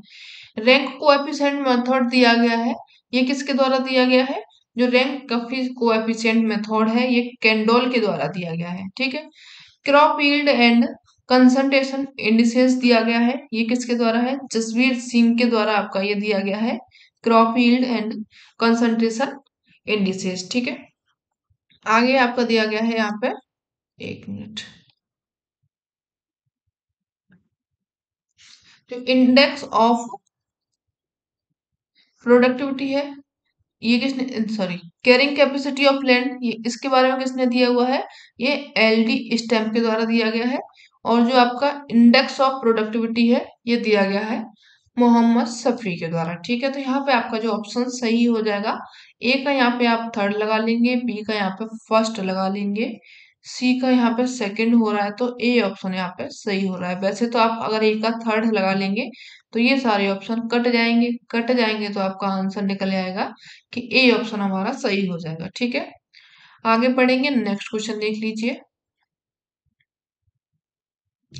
फसल संयोजन के बारे में पूछा गया है, बीवर की पद्धति है उसके बारे में कौन से कथन सही है उन पर अपन लोगों को विचार करना है, बैठ करके पढ़िए। उन्होंने दिए गए एक क्षेत्र को उपक्रमों में सापेक्षिक महत्व के साधारण निरीक्षण से बेहतर विश्लेषण पद्धति प्रस्तावित की थी। ये तो उन्होंने ठीक किया था, ए ऑप्शन यहाँ पे आपका सही हो जाएगा। उन्होंने इस धारणा में समय का आयाम जोड़ा कि जो पिछली शताब्दी है उसके दौरान ब्रिटेन की सर्वोत्तम और सबसे खराब कृषि भूमि में परिवर्तन नहीं हुआ था। भूमि में परिवर्तन तो हुआ था, तो ये आपका ऑप्शन गलत हो जाएगा।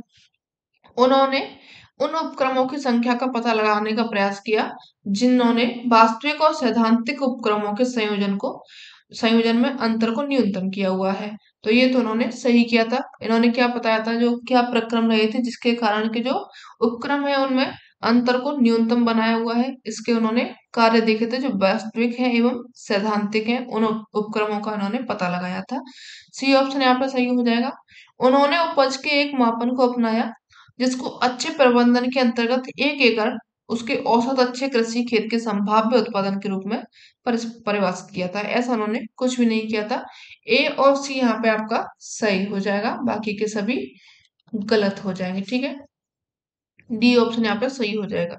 बीवर है, बीवर ने फसल संयोजन और उनमें एक क्षेत्र में उपक्रम में सापेक्षिक महत्व उसके साधारण निरीक्षण उससे बेहतर विश्लेषण पद्धति को प्रस्तुत किया। उन्होंने उपज की एक माप को अपनाया जिसकी अच्छे प्रबंधन के अंतर्गत 1 एकड़ के औसत कृषि खेत के संभाव्य उत्पादन के रूप में परिभाषित किया हुआ है। ठीक है, यहाँ पे गलत दे दिया है ऑप्शन, ए और सी सही हो जाएगा। ठीक है, चलिए आगे बढ़ेंगे।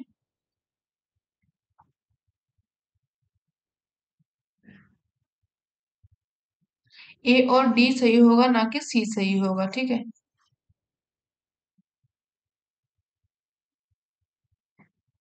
चलिए आप इसको थोड़ा सा नोट कर लेंगे। क्वेश्चन नंबर मैं नोट कर लेती हूँ, 14 क्वेश्चन नंबर है। यहाँ पे इसका मुझे गड़बड़ लग रहा है, इसको अपन जब कल नेक्स्ट पेपर डिस्कशन करेंगे वहां पे इसको क्लियर कर लेंगे। ठीक है, अभी आप इसको सही मानकर नहीं चलेंगे। नेक्स्ट क्वेश्चन देखिए, 1 क्वेश्चन है। मार्क जेफरसन ने इनके द्वारा प्राइमेट सिटी की संकल्पना दी गई थी, कब दी गई थी? 1929 में, 1938 में, 39 में एवं 1940 में। तो जो मार्क जेफरसन है इन्होंने प्राइमेट सिटी की संकल्पना दी हुई है, 1939 में इन्होंने अपनी ये संकल्पना दी थी। ठीक है, जो व्याख्या देख लीजिए इनकी। मार्क जेफरसन है, उनका नगरीय भूगोल में विशिष्ट योगदान रहा है। उन्होंने नगरों के विकास से संबंधित प्रधान नगर यानी कि प्राइमेट सिटी की संकल्पना का प्रस्तुत किया है और इसे एक नियम का स्वरूप प्रदान करते हुए 1939 में प्रधान नगर का नियम यानी कि लॉ ऑफ प्राइमेट सिटी इसकी संज्ञा दी थी। जेफरसन के अनुसार किसी देश में जब कोई नगर एक बार अन्य नगरों में बृहत्तम बन जाता है यानी कि बड़ा बन जाता है तो उसका विकास कैसा होता है? तीव्र गति से होता है। भविष्य में उसकी जो प्रमुखता होती है ये कायम बनी रहती है। तो यहाँ पे सी ऑप्शन सही हो जाएगा। एक कोई नगर होता है वो मेन होता है और उसकी हमेशा क्या है, उसकी हमेशा पूछ रहती है भविष्य में। ये इसने कहा था किसने? मार्क जेफरसन ने। लेखक के नाम दिए गए, पुस्तक के नाम दिए गए हैं, देख लीजिए लेखक और पुस्तकों के नाम। अल्फ्रेड वेबर ने दिया हुआ है, अल्फ्रेड वेबर की बुक हो जाएगी यहाँ पे behaviour and location foundation for and geographic and dynamic theory. A का यहाँ पे हो जाएगा आपका थर्ड। ठीक है, second sorry. E M Hoover के द्वारा दी गई है यहाँ पे, एक मिनट। जो वेबर है इन्होंने दी है theory of location of industries. ठीक है, और ई एम हुबर ने दिया हुआ है यहाँ पे किसको? The location of economic activity, ये दिया है हुबर ने। एलन प्रेड ने दिया हुआ है behaviour and location foundation for a geographic and dynamic theory. और जो आपके स्मिथ ने दिया हुआ है ये इन्होंने दिया है industrial location and economic geographical analysis. ठीक है, यहाँ पे जो आपका ऑप्शन सही हो जाएगा डी ऑप्शन, यहाँ पे आपका ए का सही हो जाएगा। 43 का डी ऑप्शन आपका सही हो जाएगा। ठीक है, चलिए आगे बढ़ेंगे, नेक्स्ट क्वेश्चन देखेंगे। ढाल ढाल प्रतिस्थापन है, मॉडल है, इसकी प्रतिपादन किया था किसने? ए एन स्टॉलर ने, पेंक ने, डब्ल्यू एम डेविस ने, या फिर अल्फ्रेड वुड ने। तो जो ढाल प्रतिस्थापन मॉडल है इसका जो प्रतिपादन किया हुआ है अल्फ्रेड पेंक ने किया हुआ है। ठीक है, बी ऑप्शन यहाँ पे सही हो जाएगा। व्याख्या इसकी देख लीजिए। पेंक है, पेंक ने ढाल प्रतिष्ठापन मॉडल दिया है। पेंक के जो बहिर्जात प्रक्रम थे, अक्षय था, नदी था, हिमनदी थी, वायु थी, समुद्र तरंगें थी, और जो स्थल रूप थे उनके भूआकृति प्रक्रमों के साथ में सहसंबंध स्थापित करने का प्रयास किया था। और इस प्रकार जो पेंक है उन्होंने स्थल रूपों के निर्माण से संबंधित दो योगदान थे उनको भी माना कि जो प्रक्रम है उनकी कार्यविधि क्या है जिसके कारण ढाल बनती है, या फिर उनका अपक्षय आवर्धन होता रहता है। ढालों के विकास के जो निगमनात्मक आनुमानिक मॉडल है इसको भी किसने माना है? पेंक महोदय ने माना है। ठीक है, चलिए आगे बढ़ेंगे।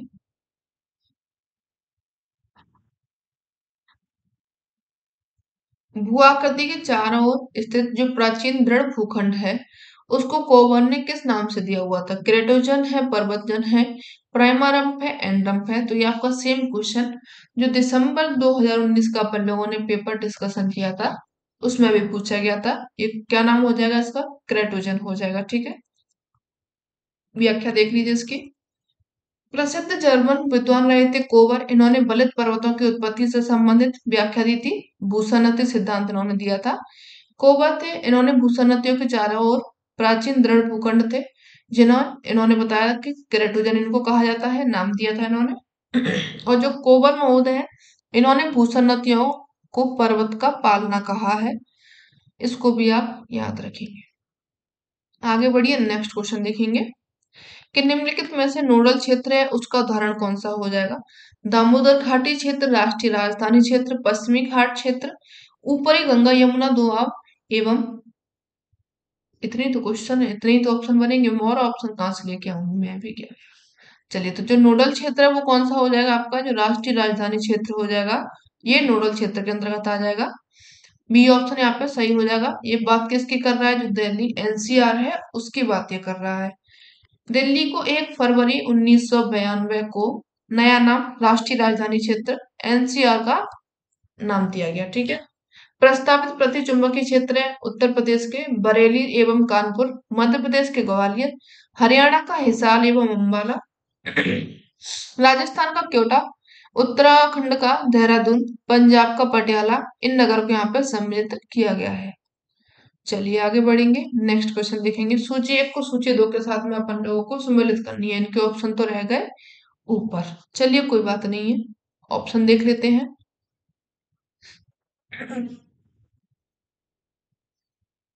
यहाँ पे एक रूप पैटर्न हो जाएगा। एक रूप पैटर्न जो हो जाएगा यहाँ पे वो कौन सा हो जाएगा? बी हो जाएगा। बी का यहाँ पे लिख लेते हैं एक रूप। ठीक है, पेन पता नहीं क्यों ढंग का नहीं चलता है मेरा यार।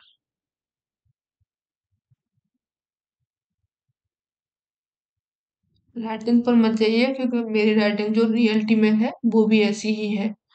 दूसरा यहाँ पे यादृच्छिक पूछ रहा है, तो जो यादृच्छिक हो जाएगा वो हो जाएगा आपका ये थोड़ा सा बिखरा हुआ हो जाएगा, ये यादृच्छिक। ठीक है, इसे आप याद रख लेंगे। तीसरा यहाँ पे बात कर रहा है किसकी? एक रूप की अपेक्षा यहाँ पे गुच्छित दिया गया है, तो वो कौन सा हो जाएगा? ये दिया गया है यहाँ पे एक रूप के ज्यादा, यहाँ पे गुच्छित दिया गया है, तो यहाँ पे गुच्छित लिख देंगे, एक रूप से ज्यादा। ठीक है, चौथा यहाँ पे दिया गया है कौन सा? गुच्छित है, पूरी तरीके से यहाँ पे गुच्छित दिया गया है, ये आपको गुच्छे के रूप में दिखाई दे रहा होगा तो ये आपका गुच्छित हो जाएगा। ठीक है, ये समझ गए आप। अब इनका ऑप्शन आप लगा दीजिएगा। बी का हो जाएगा एक रूप। ठीक है, तो यहाँ पे जो आपका ऑप्शन सही बन रहा है ये ए ऑप्शन सही हो जाएगा। ठीक है, चलिए आगे बढ़ेंगे। ये पैटर्न भी पूछ लिया जाता है तो आप इन पैटर्न को भी पहचानना सीख जाएं। सतत पुंज है मास के किसी तंत्र में ऊर्जा ना तो उत्पन्न होती है ना ही समाप्त होती है। ठीक है, आगे कह रहा है कि जो पारिस्थितिक तंत्र है उसमें ऊर्जा का प्रवाह एक दिशीय नहीं होता है। तो जो आपका ऊर्जा का प्रवाह है एक दिशीय होता है, ये बात गलत है। एक दिशीय नहीं होता है, ये बात गलत हो जाएगी। तो कथन सेकंड सही गलत हो जाएगा और जो आपका पहला है वो सही हो जाएगा। जो सतत पुंज है मास है किसी तंत्र में ऊर्जा ना तो उत्पन्न होती है ना ही समाप्त होती है, ये ऑप्शन यहाँ पे सही हो जाएगा। ठीक है, देख लीजिए इसकी व्याख्या। जो पारिस्थितिक तंत्र है उसमें ऊर्जा का प्रमुख स्रोत होता है सूर्य। इतना आप लोगों को पता है, ऊर्जा कहाँ से मिलती है, सूर्य से मिलती है, जो कि प्रकाश संश्लेषण की क्रिया के द्वारा सौर या फिर प्रकाश ऊर्जा को रासायनिक ऊर्जा यानी कि ग्लूकोज में परिवर्तित कर देते हैं। इन बायोमास से ऊर्जा का एक स्तर में दूसरे जीवों में दूसरे जीव के स्तर में ऊर्जा का स्थानांतरण होता रहता है। और ये जो पारिस्थितिक तंत्र है इसमें ऊर्जा का प्रवाह कैसा होता है, एक दिशान्मुख चलता है, ना कि उसमें कहा गया कि एक दिशा में नहीं होता है, तो वो आपका गलत हो जाएगा। आगे पढ़िए, नेक्स्ट क्वेश्चन दिया गया है यहाँ पे। तो जो डार्विन है, डार्विन के सिद्धांत जीवों की उत्पत्ति अधिकांशतः एक रूपतावाद के नियम के सदृढ़ है। ठीक है, ये सही कह रहा है आपका। आगे बढ़िए, सेकंड ऑप्शन जो कह रहा है कि जो वैयक्तिक जीव है उनमें वंशानुगत विभिन्नताएं पाई जाती हैं। ये भी किसने कहा था, डार्विन ने कहा हुआ है, तो बी भी आपका सही हो जाएगा। एक और दो दोनों ही सही हो जाएंगे। ठीक है, आगे बढ़िए, नेक्स्ट क्वेश्चन देखेंगे।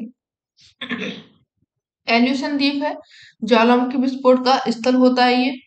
और यहाँ पे क्या होता है, जो अपसरण होता है पट्टिका उपांत ज्वालामुखी विस्फोट का यहाँ पे उदाहरण होता है। कारण इसका क्यों है, जो ज्वाला एल्यूशियन द्वीप है वहां पे ज्वालामुखी विस्फोट क्यों होता है, कारण उसको यहाँ पे दिया गया है कि यहाँ पे जो पट्टिका पाई जाती है, पट्टी पाई जाती है, वो कैसी होती है, अपसरण वाली पट्टी यहाँ पे पाई जाती है। तो ए और आर आपका दोनों सही हो जाएगा, साथ में ये इसकी व्याख्या भी सही से कर रहा है, तो ए ऑप्शन इसको आप सही मान लीजिए और इसके बाद में आप आगे बढ़ जाइए। व्याख्या देख लीजिए। विनाशमात्मक जो प्लेट है उनके किनारे सहारे विस्तृत एवं इस पेटी में विश्व के सर्वाधिक 2/3 ज्वालामुखी पाए जाते हैं, यानी कि सबसे ज्यादा यहाँ पे ज्वालामुखी पाए जाते हैं। ये ज्वालामुखी प्लेट के अवसरण क्षेत्र में स्थित होते हैं। इस प्लेट में जो ये पेटी होती है, एल्यूशन द्वीप यहाँ पे स्थित है। विनाशात्मक क्यों है, क्योंकि यहाँ पे जो प्लेटें हैं पास आती हैं, तो कोई एक प्लेट जो होती है नीचे चली जाती है, दूसरी जो भारी प्लेट होती है वो नीचे जाती है, और जो हल्की प्लेट होती है वो ऊपर आती है। ऊपर आती है तो क्या होता है, प्लेटों का यहाँ पे ध्वस्त होती है, प्लेट का विनाश होता है, और उसके साथ में क्या है, ज्वालामुखी यानी कि भूकंप आपको देखने को मिलता है। आगे बढ़िए, इतना आप लोग को क्लियर हो चुका होगा, तो नेक्स्ट क्वेश्चन देखेंगे। बधाई हो, आपका अर्धशतक हो चुका है। 50 क्वेश्चन आप लोगों ने कंप्लीट कर लिए हैं। ठीक है, इसी तरीके से 50 और कंप्लीट कर लेंगे, बने रहेंगे, धैर्य रखेंगे। सभी गतिशील वस्तुएं अपनी गति के कारण किसी कार्य को करने में सक्षम होती हैं। ठीक है, जो स्थितिज ऊर्जा है गतिज ऊर्जा ही होती है, तो ये आपका गलत हो जाएगा। जो स्थितिज ऊर्जा वो गतिज ऊर्जा कैसे हो जाएगी, या तो वो स्थित रहेगी या फिर वो गति करेगी। तो सेकंड ऑप्शन आपका गलत हो जाएगा, ए ऑप्शन सही हो जाएगा। ए को आप सही से टिक लगा देंगे, बी को आप गलत कर देंगे। ठीक है, चलिए आगे बढ़ेंगे, नेक्स्ट क्वेश्चन देख लीजिए। सौर विकिरण है और उसका निम्नलिखित में से कितना जो परसेंटेज है वापस परावर्तन हो जाता है, यानी कि अंतरिक्ष में जाकर के वो अ, वापस हो जाता है। कौन सा कितना हो जाएगा, 58%, 12%, 30% या फिर 20%। तो यहाँ पे ऑप्शन आपका सही हो जाएगा 30%, सी ऑप्शन सही हो जाएगा।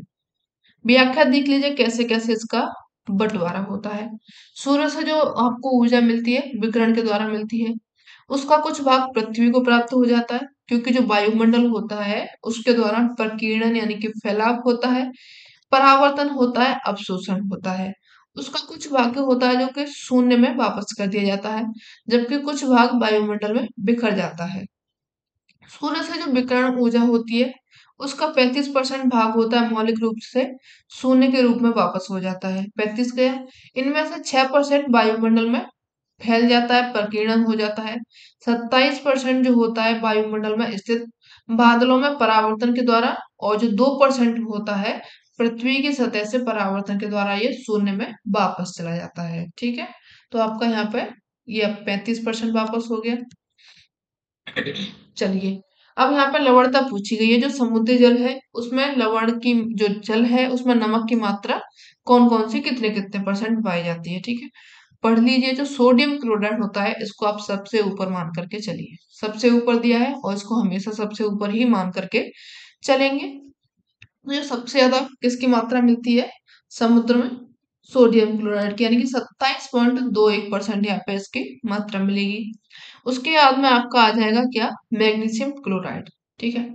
मैग्नीशियम क्लोराइड इसका परसेंटेज अगर पूछे तो आप बता देंगे 3.8% यहाँ पे हमको मैग्नीशियम क्लोराइड मिल गया। अब उसके बाद में यहाँ पे मिलेगा आप लोगों को क्या, मैग्नीशियम सल्फेट, ठीक है। मैग्नीशियम सल्फेट कितना मिलेगा, 1.6%, और जो आपका कैल्शियम सल्फेट है 1.2%। इसका जो ऑप्शन सही हो जाएगा, ए का यहाँ पे सेकंड लगा लीजिए, बी का फर्स्ट लगा लीजिए, सी का फोर्थ, डी का थर्ड, ए ऑप्शन यहाँ पे सही हो जाएगा। आगे बढ़ेंगे, नेक्स्ट क्वेश्चन देखेंगे। यहाँ पे दिया गया है कि यदि कोई द्रव्यमान है 25 डिग्री सेंटीग्रेड पर, सांद्रण यानी कि मिश्रित अनुपात 20 किलोग्राम है, जो हाइड्रोजन है इसमें 5 ग्राम वाष्प है, तो सापेक्षिक आर्द्रता यहाँ पे पूछी गई है, परसेंटेज में पूछी गई है। सापेक्षिक जो आर्द्रता होती है उसका फॉर्मूला होता है निरपेक्ष आर्द्रता बटे जो आर्द्रता सामर्थ्य होता है, यानी कि जितनी उसमें कितने धारण करने की आर्द्रता सामर्थ्य दी गई है, तो वो तो धारण करने की यहाँ पे कितना होता है 20 है, और आर्द्रता है कितनी उसमें अभी फिलहाल में वाष्प 5%, 5 ग्राम है। 5 बट्टे परसेंटेज में पूछी गई है अपन लोगों को, ठीक है। तो इंटू यहाँ पे कर देंगे 100, इंटू के अगर आप 100 कर देंगे तो आपकी जो मात्रा मिल जाएगी, जीरो से काट देंगे जीरो, दो से काट देंगे 5 बार, दो पंजा 10 और 5 पंजे 25। आंसर कितना आ जाएगा आप लोगों का, 25% सापेक्षिक आर्द्रता आपकी निकल करके आ गई, ठीक है।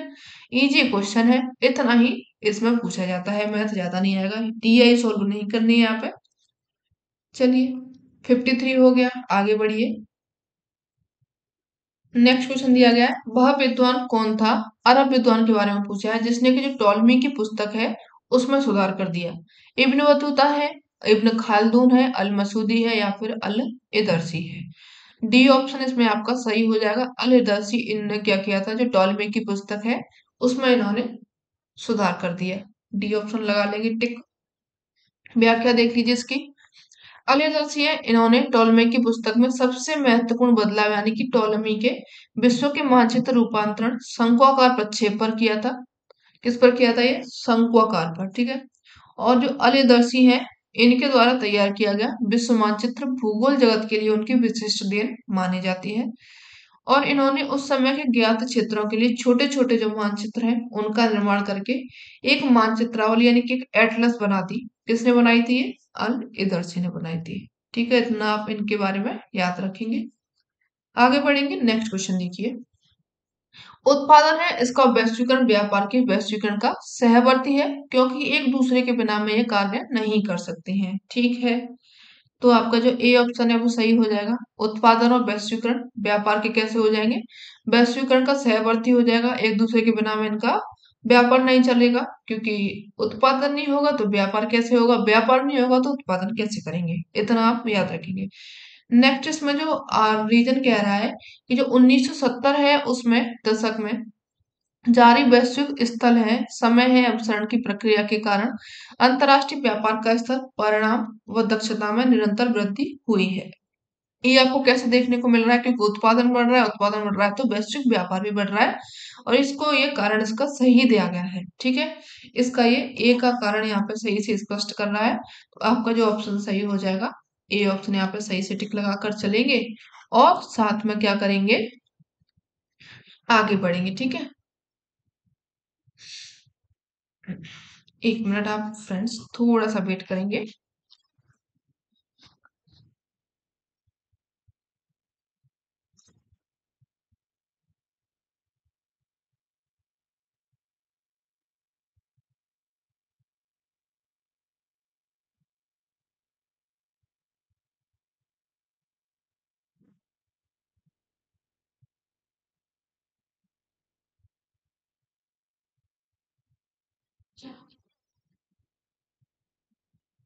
चलिए, सॉरी फ्रेंड्स, आप लोगों को थोड़ा सा वेट करना पड़ा। हाइपर मार्केट्स है, विपणन केंद्र है, कहाँ पे अवस्थित है ये आपका? सीबीडी के समीप में, रेलवे जो सड़क है जंक्शन के समीप में, शहर के बाहर या फिर अस्पतालों के समीप में। तो ये जो आपका हाइपर मार्केट्स यानी कि विपणन केंद्र होते हैं, ये जब मिलते हैं आप लोगों को ज्यादातर कहाँ पे मिलते हैं? जो शहर का बाहर का क्षेत्र होता है वहां पे ज्यादा देखने को मिलते हैं। सी ऑप्शन आप सही टिक लगा करके चलेंगे। आगे बढ़ते हैं। स्वांगीकरण क्षेत्र है, डिस्कार्ड क्षेत्र है, ये पद निम्नलिखित में से परिसीमन से संबंधित है। कहाँ का ये?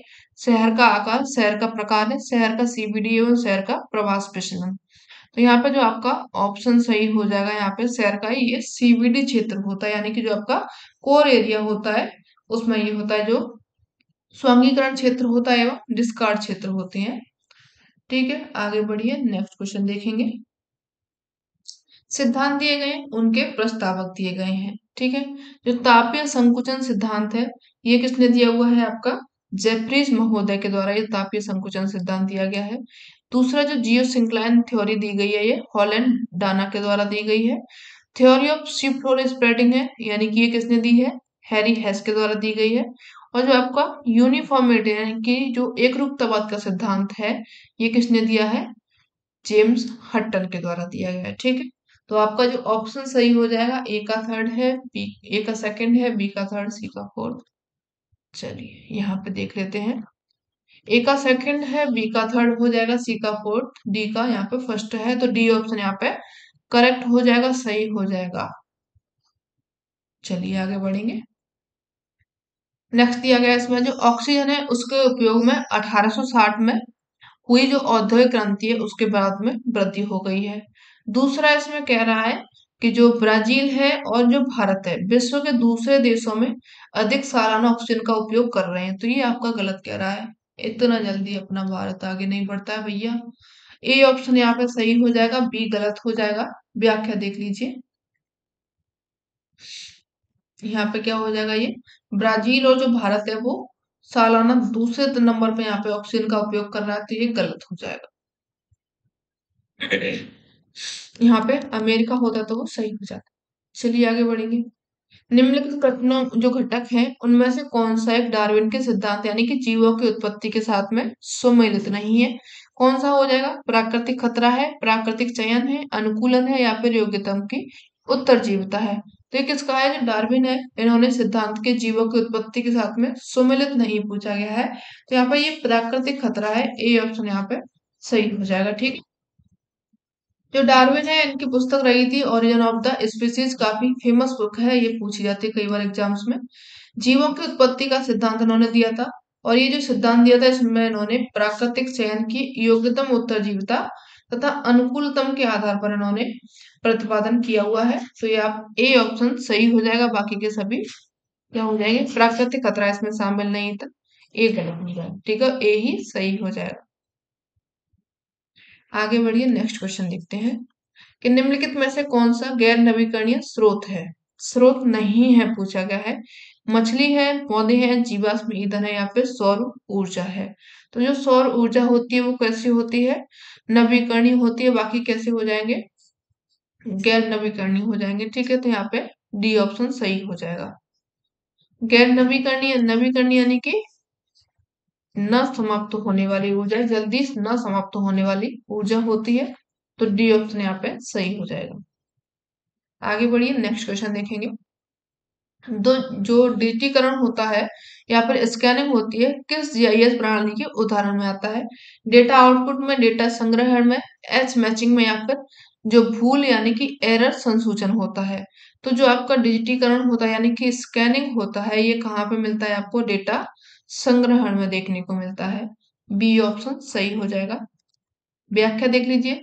जीआईएस कंप्यूटर आधारित एक ऐसा तंत्र है जिसके अंतर्गत वास्तविक संसार या फिर पृथ्वी के धरातल के आंकड़ों के अथवा सूचनाओं की प्राकृतिक जो प्राप्ति है, संग्रह है, प्रक्रियन है, परिचालन है, विश्लेषण, व्यवस्थीकरण एवं प्रदर्शन इसमें किया जाता है, जिसका कार्य होता है क्या? डेटा को संग्रहण करना यानी कि डेटा को इकट्ठा करना, ये इसका कार्य होता है। आगे बढ़िए, नेक्स्ट क्वेश्चन देखिए।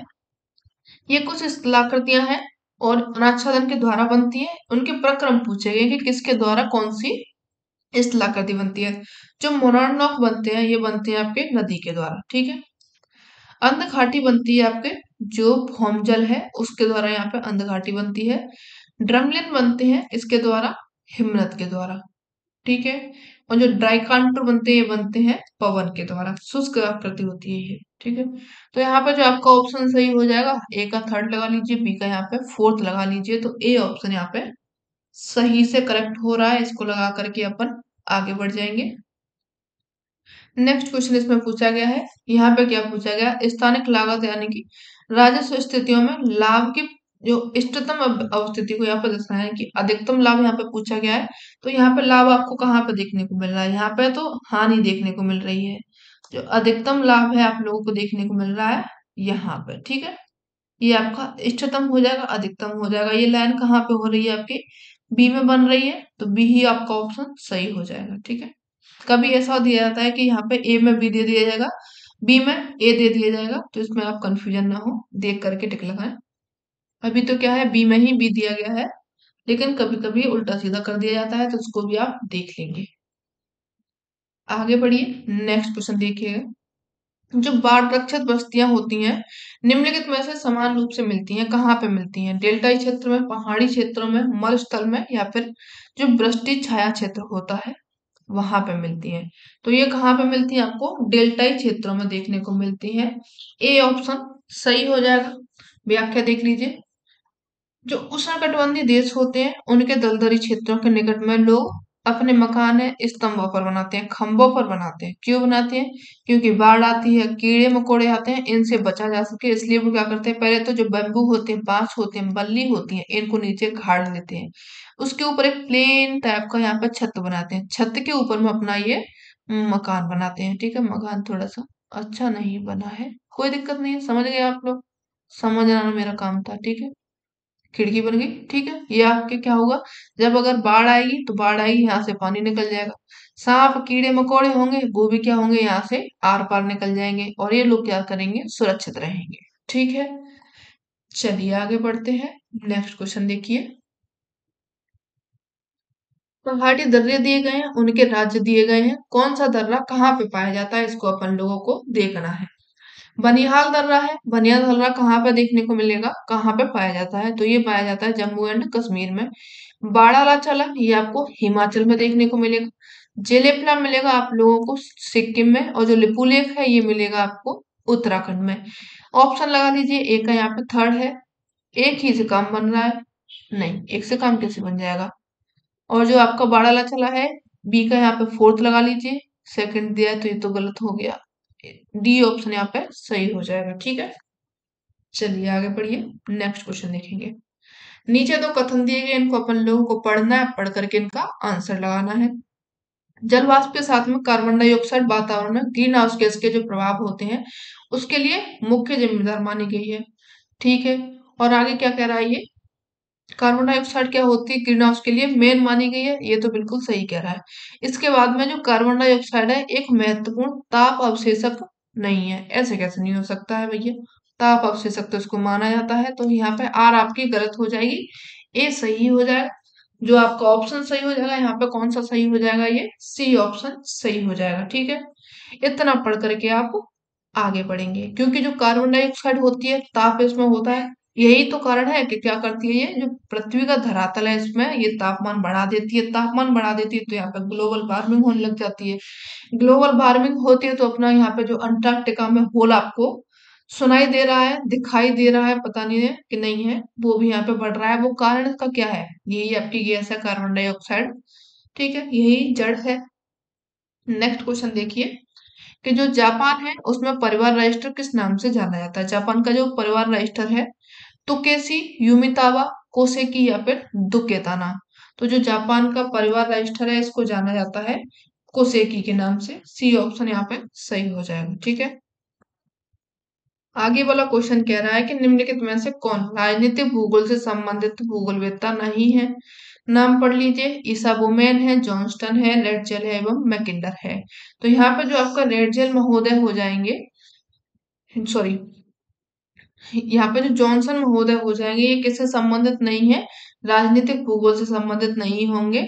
और जो एक और जो आपके ईसाई वुमेन है ये भी किससे संबंधित नहीं होंगे, राजनीतिक भूगोल से संबंधित नहीं होंगे। बाकी जो रेडसेल है और जो मैकिंडर है ये संबंधित है किससे, राजनीतिक भूगोल से। ए और बी ऑप्शन आपका सही हो जाएगा। व्याख्या इसकी देख लीजिए। जो जॉनसन है, जॉनसन महोदय को भूआकृतिवेदता इनको कहा जाता है, ठीक है। और जो राजनीतिक भूगोल से संबंधित नहीं है, जो जर्मनी विद्वान है फ्रेडरिक रेडचेल, इनको राजनीतिक भूगोल का पिता कहा जाता है, इनकी पुस्तक भी है राजनीतिक भूगोल। और जो ब्रिटिश विद्वान है एच जे मैकिंडर, इन्होंने अपनी संकल्पना यानी कि जो सिद्धांत दिया हुआ है हृदय स्थल सिद्धांत, ये भी किससे संबंधित है, राजनीति से ही संबंधित है। और जो ईसाई वुमेन है ये किससे संबंधित हो जाएंगे, ये एक मिनट आपके, हाँ सॉरी, ये भी किससे संबंधित है, राजनीतिक भूगोल से ही संबंधित है। आपका जो जॉनसन है ये संबंधित हो जाएंगे किससे, राजनीतिक भूआकृति विज्ञान से हो जाएंगे, ठीक है। तो यहाँ पे सी सही हो जाएगा, केवल बी ही सही होगा। ए सी और डी ये किससे संबंधित हो जाएंगे, राजनीतिक भूगोल से, ठीक है। तो आप इसको करेक्ट कर लेंगे, केवल बी हो जाएगा। आगे बढ़ेंगे, नेक्स्ट क्वेश्चन देखेंगे। निम्नलिखित में से कौन सी भूआकृति निर्माण की रीति के आधार पर दूसरों से भिन्न है, कौन सी हो जाएगी, रैपिड्स है, एस्कार्पमेंट है, या फिर क्वेस्टार है, या फिर ड्रिपस्टोन है। तो इसमें दूसरों से भिन्न पूछी गई है, तो यहाँ पे क्या हो जाएगा आपका, ड्रिपस्टोन हो जाएगा। सिंचाई के बारे में ये बात कर रहा है, डी ऑप्शन यहाँ पे सही हो जाएगा, ठीक है। चलिए व्याख्या देख लीजिए इसकी। जो शुष्क कंदराएं होती है, केप्स होती है, उसमें टपकता हुआ जल है, चूना युक्त निक्षेप को ड्रिपस्टोन कहा जाता है। यानी कि क्या होता है यहाँ पे, टपकन जो होती है चूने की उसको कहा जाता है ड्रिपस्टोन। ये कहाँ पे मिलेगा आपको, जो कंदराएं होती हैं, केप्स होती हैं, किसके द्वारा ये देखने को मिलती है, जो भौम जल होता है उसके द्वारा यहाँ पे देखने को मिलता है। कंदरा की जो छत होती है यानी कि जो केप्स होती है उसकी छत होती है, उस पे लटकते हैं क्या, स्तंभाकार। ड्रिपस्टोन को स्टेलेक्टाइट यानी कि लटकता हुआ जो आपको प्रतीत होता है इसको कहा जाता है स्टेलेक्टाइट। तथा जो कंदरा के फर्श होते हैं उसके ऊपर जो खंभे होते हैं ड्रिपस्टोन के, उनको कहा जाता है स्टेलेगमाइट। ये स्थलाकृति पूछी जाती है निक्षेप के द्वारा, किसमें होती है, भौमजल के द्वारा होती है, इतना भी आप याद रखेंगे। नदी का जो भाग होता है और जिस पर जलधारा का प्रवाह साधारण वेग से अधिक होता है यानी कि ज्यादा होता है, जब जल ऊंचे ढाल से गिरने लगता है तो उसे प्रपात या छिप्र का रैपिड्स कहा जाता है। प्रपात कहा जाता है जबकि ऊंचा ढाल है इससे जल गिर रहा है, इसको क्या कहा जाता है, छिप्र का या फिर रैपिड्स कहा जाता है। ये किसके द्वारा बनती है, अपरदन के द्वारा ये आकृति बनती है, ठीक है। आगे बढ़ेंगे, नेक्स्ट क्वेश्चन देखेंगे। ये सभी कैसी हो जाएंगी, अपरदन के द्वारा स्थलाकृति हो जाएंगी और ये निक्षेपण के द्वारा। आगे बढ़ते हैं, नेक्स्ट क्वेश्चन देखेंगे। दिया क्या है, निमज्जित उच्च भूमि तट है, उमज्जित है, या फिर मध्य सिलिक है, या फिर संयुक्त तट है। तो जो रिया तट हो जाएगा ये कैसा हो जाएगा, निमज्जित उच्च भूमि तट हो जाएगा। ए ऑप्शन इसमें आपका सही हो जाएगा। आगे बढ़िए, नेक्स्ट देखते हैं। द्विविमीय आरेख है उनको जाना जाता है किसके द्वारा, आकार से, आयतन से, अनुपात से, या फिर क्षेत्र से। तो जो द्विविमीय आकार होते हैं इनको जाना जाता है आयतन के अनुसार, ठीक है। इसमें क्या नापा जाता है, दो विस्तार होते हैं, ऊंचाई एवं चौड़ाई को इसमें ध्यान में रखा जाता है, इसलिए इनका जो क्षेत्रफल होता है, एरिया डायग्राम भी इनको कहा जाता है। इनका जो द्विविमीय किसमें किसमें मापा जाता है, ऊंचाई और चौड़ाई को यहाँ पे मापा जाता है। आगे बढ़ते हैं, नेक्स्ट क्वेश्चन देखेंगे। कौन एक वैज्ञानिक है, समुद्री मौसम वैज्ञानिक है, इनके प्रतिपादक के रूप में इनको जाना जाता है। एलसी किंग हो जाएंगे, एंड एम एफ मरे हो जाएंगे, डब्ल्यू एम डेविस है, या फिर एफ सी सेपर्ड है। तो जो मर्रे हैं इनको जाना जाता है समुद्री मौसम वैज्ञानिक के प्रतिपादक के रूप में इनको जाना जाता है। व्याख्या इनकी देख लीजिए। जो एम एफ मर्रे हैं एक वैज्ञानिक है, समुद्री मौसम विज्ञानी है, और इन्होंने प्रवाल भित्तियों की उत्पत्ति से संबंधित सिद्धांत दिया था जिसका नाम था स्थिर स्थल सिद्धांत था। एलसी किंग है, इन्होंने पेडिप्लेनेशन चक्र दिया था 1948 में, भूआकृति विज्ञान से संबंधित है ये। डब्ल्यू एम डेविस ने, इन्होंने भौगोलिक चक्र दिया था, अपवर्तन चक्र की संकल्पना दी है 1899 में। ये डेट भी आप याद रखेंगे, इंपोर्टेंट डेट्स हैं। आगे बढ़िए, नेक्स्ट क्वेश्चन देखेंगे। किताब के नाम दिए गए हैं, उनके लेखक दिए गए हैं, इनको आप लगाएंगे बैठ करके। फंडामेंट ऑफ इकोलॉजी है, ये किसने दिया है इकोलॉजी के। इकोलॉजी में आप याद रखेंगे किसको, ईपी ओडम को। ठीक है, ए का थर्ड लगा लीजिए, दो गए, दोनों को हटा दीजिए। अब दूसरा यहाँ पे दिया गया है इंडियन वाटर वेल्थ, ये किसने दिया हुआ है, के एल राव के द्वारा। ठीक है, बी का फोर्थ है, तो आपका सही हो रहा है कौन सा, बी ऑप्शन यहाँ पे सही हो रहा है। जियोलॉजी ऑफ इंडिया, इंडिया की जियोलॉजी किसने दी हुई है, ये दी है बाडिया ने, तो यहाँ पे सी का हो जाएगा सेकंड। और जो डैम एंड अर्थक्वेक्स है, ये किसने दिया है, एच के गुप्ता के द्वारा दिया गया है, तो यहाँ पे आपका डी का हो जाएगा फर्स्ट। ऑप्शन आपका सही हो जाएगा बी, बी को लगा करके चलेंगे और आगे बढ़ जाएंगे। ठीक है, निम्नलिखित में से कौन सी तकनीक है दो दिए गए वितरणों की असमानता को दर्शाने के लिए सही है।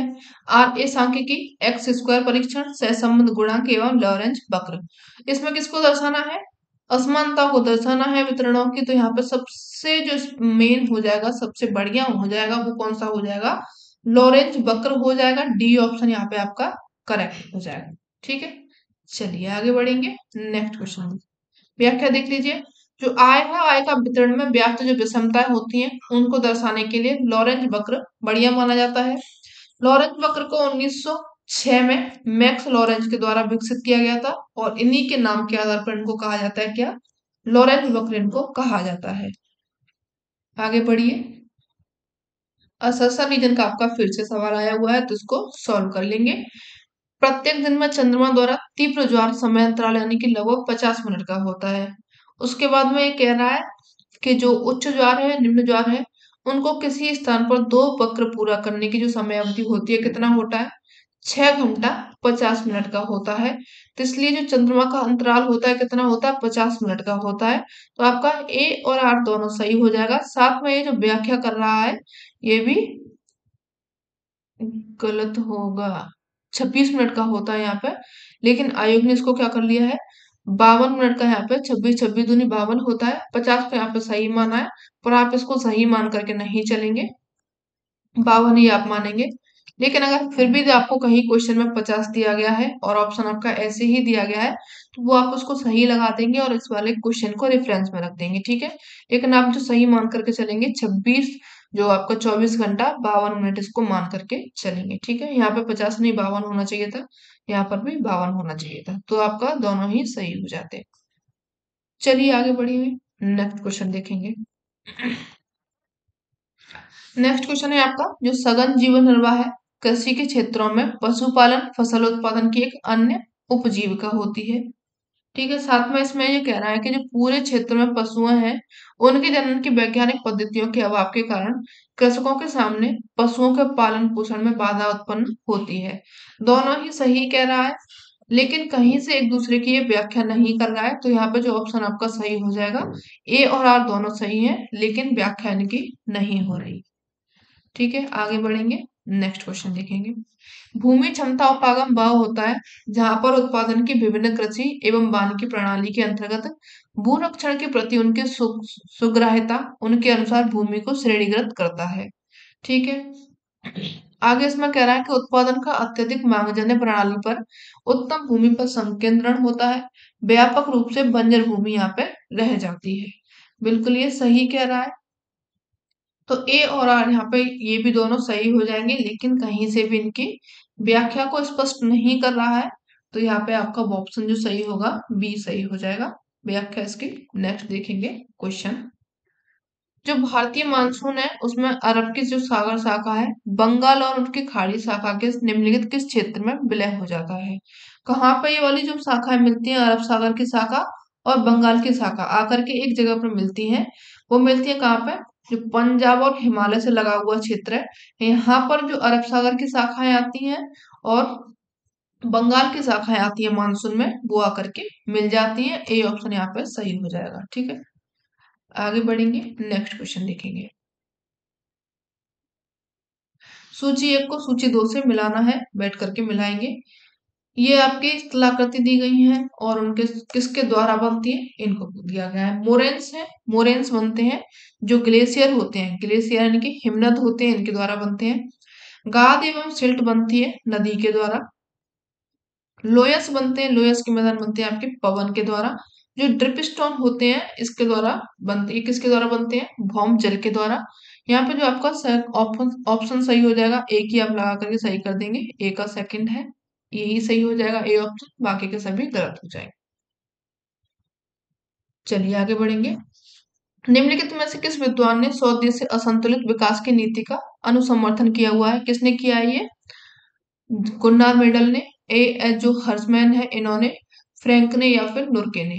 तो इसमें किसकी पूछा गया, 100 देश से असंतुलित विकास की नीति का अनुसमर्थन किसने किया है, तो यहाँ पे ऑप्शन सही हो जाएगा, ए हर्समैन, यहाँ पे ऑप्शन सही हो जाएगा, बी ऑप्शन सही टिक लगा करके चलेंगे और आगे बढ़ जाएंगे।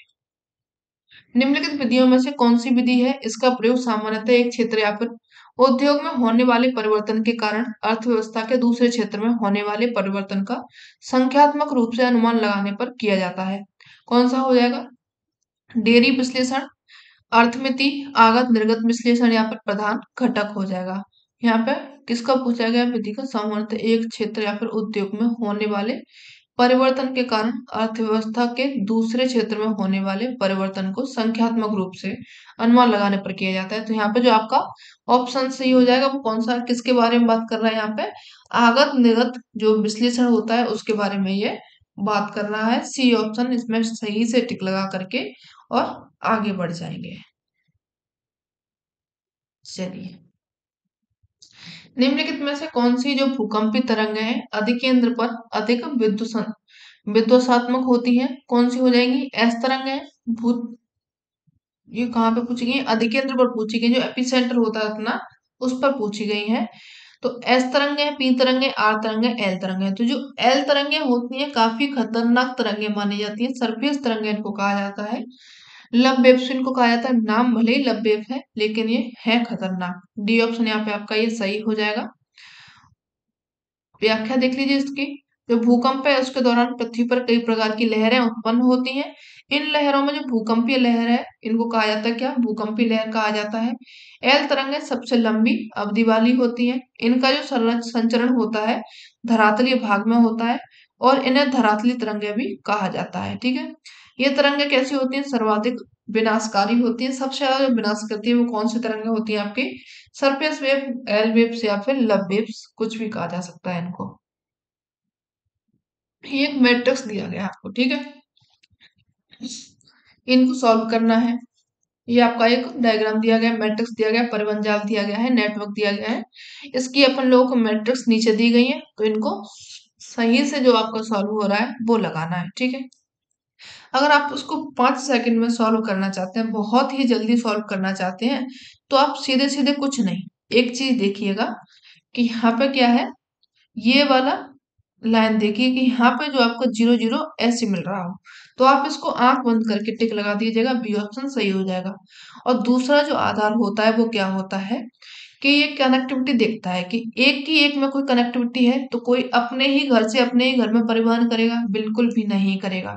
तो एक की एक में अगर आप देखेंगे तो यहाँ पे पहले दिए कितने गए हैं, 6 दिए गए हैं जाल। ठीक है, तो 6 आप वर्टिकल ले लेंगे, 6 आप हॉरिजॉन्टल कर लेंगे। हॉरिजॉन्टल कर लिया आपने, इनके बना दिए चौखड़िया, चौखाने बना करके अब डिब्बे बन गए, आगे बढ़िए। डिब्बे बना करके अगर आप एक में एक की कनेक्टिविटी देखेंगे तो वहां पे कितना हो जाएगा, कोई भी कनेक्टिविटी यहाँ पे नहीं देखने को मिलती है, तो यहाँ पे लिख देंगे आप आसानी से क्या, 0 लिख देंगे। तो यहाँ पे तो 0 नहीं है, तो ये तो आपका कट गया। दूसरा आपको यहाँ पे देखने को मिल देख रहा है, यहाँ पे 0 दिया गया, तो ये भी आपका सही है। एक का एक में फिर से 0 देखिए, यहाँ पे 0 नहीं दिया गया, तो ये भी आपका गलत हो जाएगा। और जो आपका यहाँ पे भी एक दिया गया है, तो ये भी आपका गलत हो जाएगा। ठीक है, तो यहाँ पे तो ये इजी है, लेकिन फिर भी अगर आप देखना चाहें तो एक का दो के साथ में कनेक्टिविटी है, बिल्कुल है, तो यहाँ पे एक लिख देंगे। ठीक है, और यहाँ पर भी एक लिख देंगे। दूसरा यहाँ पे एक के साथ में तीन के साथ में यहाँ पे कनेक्टिविटी है, तो यहाँ पर भी एक लिख देंगे। एक के यहाँ पे चार में कोई कनेक्टिविटी नहीं है, 0 लिख देंगे। ठीक है, इसी हिसाब से आप इसको सॉल्व करते चले जाएंगे। जैसे कि दो की कनेक्टिविटी दो में देखेंगे तो नहीं होती है, अपने ही घर में कोई परिवहन इसका उपयोग नहीं करेगा, तो दो के साथ में कनेक्टिविटी यहाँ पे 0 देखेगी, तो यहाँ पे एक दिया गया है, यहाँ पे एक दिया गया है, गलत हो जाएगा। यहाँ पे क्या दिया गया, दो के साथ में कनेक्टिविटी 0 दी गई है, तो ये आपका सही हो जाएगा। और एक में कनेक्टिविटी एक दिया गया है, तो ये आपका सही हो जाएगा। ठीक है, तो आप इस तरीके से इसको सॉल्व करते जाएंगे। और सबसे आसान तरीका मैंने आप लोगों को बता दिया है कि आप इसको देख लीजिए। यहाँ पे इनकी कनेक्टिविटी हमेशा जीरो रहेगी। जीरो रहेगी तो आप लोगों को जो ऑप्शन सही हो जाएगा, बी ऑप्शन सही हो जाएगा। चलिए आगे बढ़ेंगे। नेक्स्ट क्वेश्चन देखिए। निम्नलिखित सतह क्षेत्र में कौन सा एक ऊर्ध्वाधर धूप है, उसके साथ में दोपहर में 1 मीटर की चौड़ाई या फिर सौर विकिरण के द्वारा आच्छादित होता है। कौन सा हो जाएगा? 1 मीटर चौड़ाई, 4 मीटर चौड़ाई। ऊर्ध्वाधर धूप में पूछा गया है, तो जब आपके सिर के ऊपर ठीक दोपहर में होगा, 1 मीटर चौड़ाई है, सौर किरण के द्वारा आच्छादित कितना होगा? 1 मीटर ही होगा, उससे ज्यादा वो नहीं हो सकता है। तो यहाँ पे ए ऑप्शन सही हो जाएगा, बिल्कुल सिर के ठीक ऊपर वाला यहाँ पे पूछा गया है। आगे बढ़िए। स्थानीय जलवायु संबंधी घटकों ने मैकेंडर के केंद्र स्थल को विश्व के कतिपय अन्य बड़े और संपन्न क्षेत्रों की अपेक्षा तुलनात्मक हानि पहुंचाई है।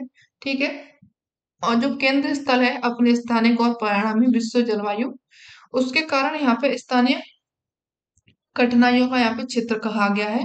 तो जो ए ऑप्शन कहा है ये सही हो जाएगा और इसकी व्याख्या भी सही हो जाएगी।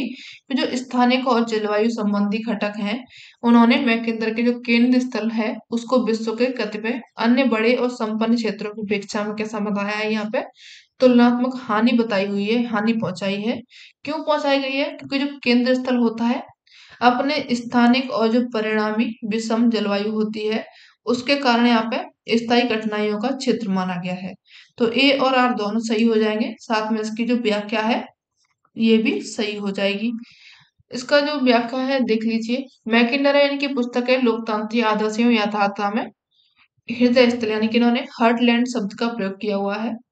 इसमें इन्होंने आधा क्षेत्र के अलावा मध्य एवं निचला क्षेत्र जो डैन्यूब क्षेत्र है, एशिया माइनर है, तिब्बत है, मंगोलिया है, इन क्षेत्रों को शामिल किया है, जो विषम जलवायु या फिर जो विषय जलवायु के कारण शेष विशेष से कैसे रहते हैं? सुरक्षित रहते हैं, क्योंकि इनके चारों ओर में जलवायु फैली हुई है। उनमें क्या है? समुद्री शक्ति इनके पास में है, जिसे कि शक्ति संपन्न देश उसे हानि यानी कि आक्रमण नहीं कर पाएंगे। ये किसने कहा हुआ है? मैकेंडर ने कहा है केंद्र स्थल के बारे में। आगे बढ़ेंगे, नेक्स्ट क्वेश्चन देखेंगे। उत्तर चित्र यानी कि हिस्टोग्राफ है, निम्नलिखित आंकड़ा यानी कि डेटा वितरण डिस्ट्रीब्यूशन में से किससे संबंधित है? पृथक आवृत्ति वितरण से, सतत आवृत्ति से, नॉर्मल जो लॉग नॉर्मल है आवृत्ति वितरण से, एवं अवग्रीकृत आंकड़ा से। तो यहाँ पे जो आपका ऑप्शन सही हो जाएगा सतत आवृत्ति वितरण से संबंधित हो जाएगा हिस्टोग्राम, बी ऑप्शन यहाँ पे आपका सही हो जाएगा। आगे बढ़ेंगे, नेक्स्ट क्वेश्चन देखेंगे।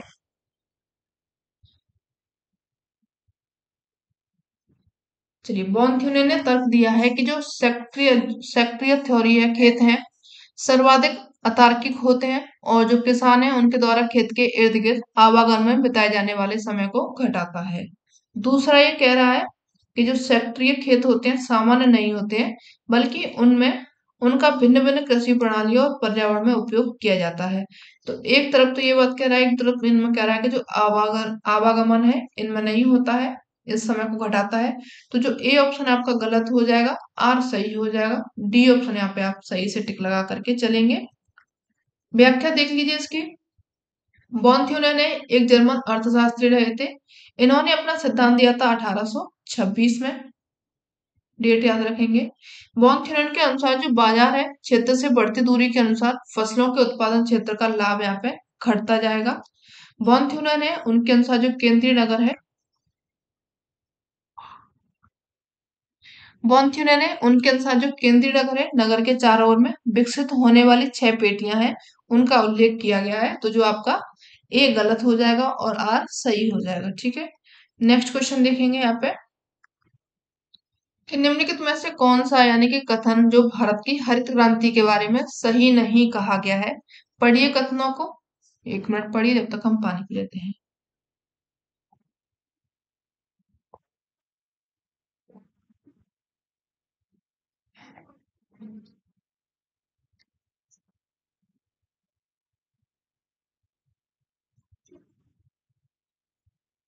चलिए, हरित क्रांति ने किसी भी क्षेत्रीय विषमता के न होने को सुनिश्चित किया है, सही नहीं पूछा गया है ना, तो ये तो ठीक है। इसमें आगे कह रहा है कि जो हरित क्रांति है उसने चयनित फसलों में उत्पादन वृद्धि को सुनिश्चित किया हुआ है।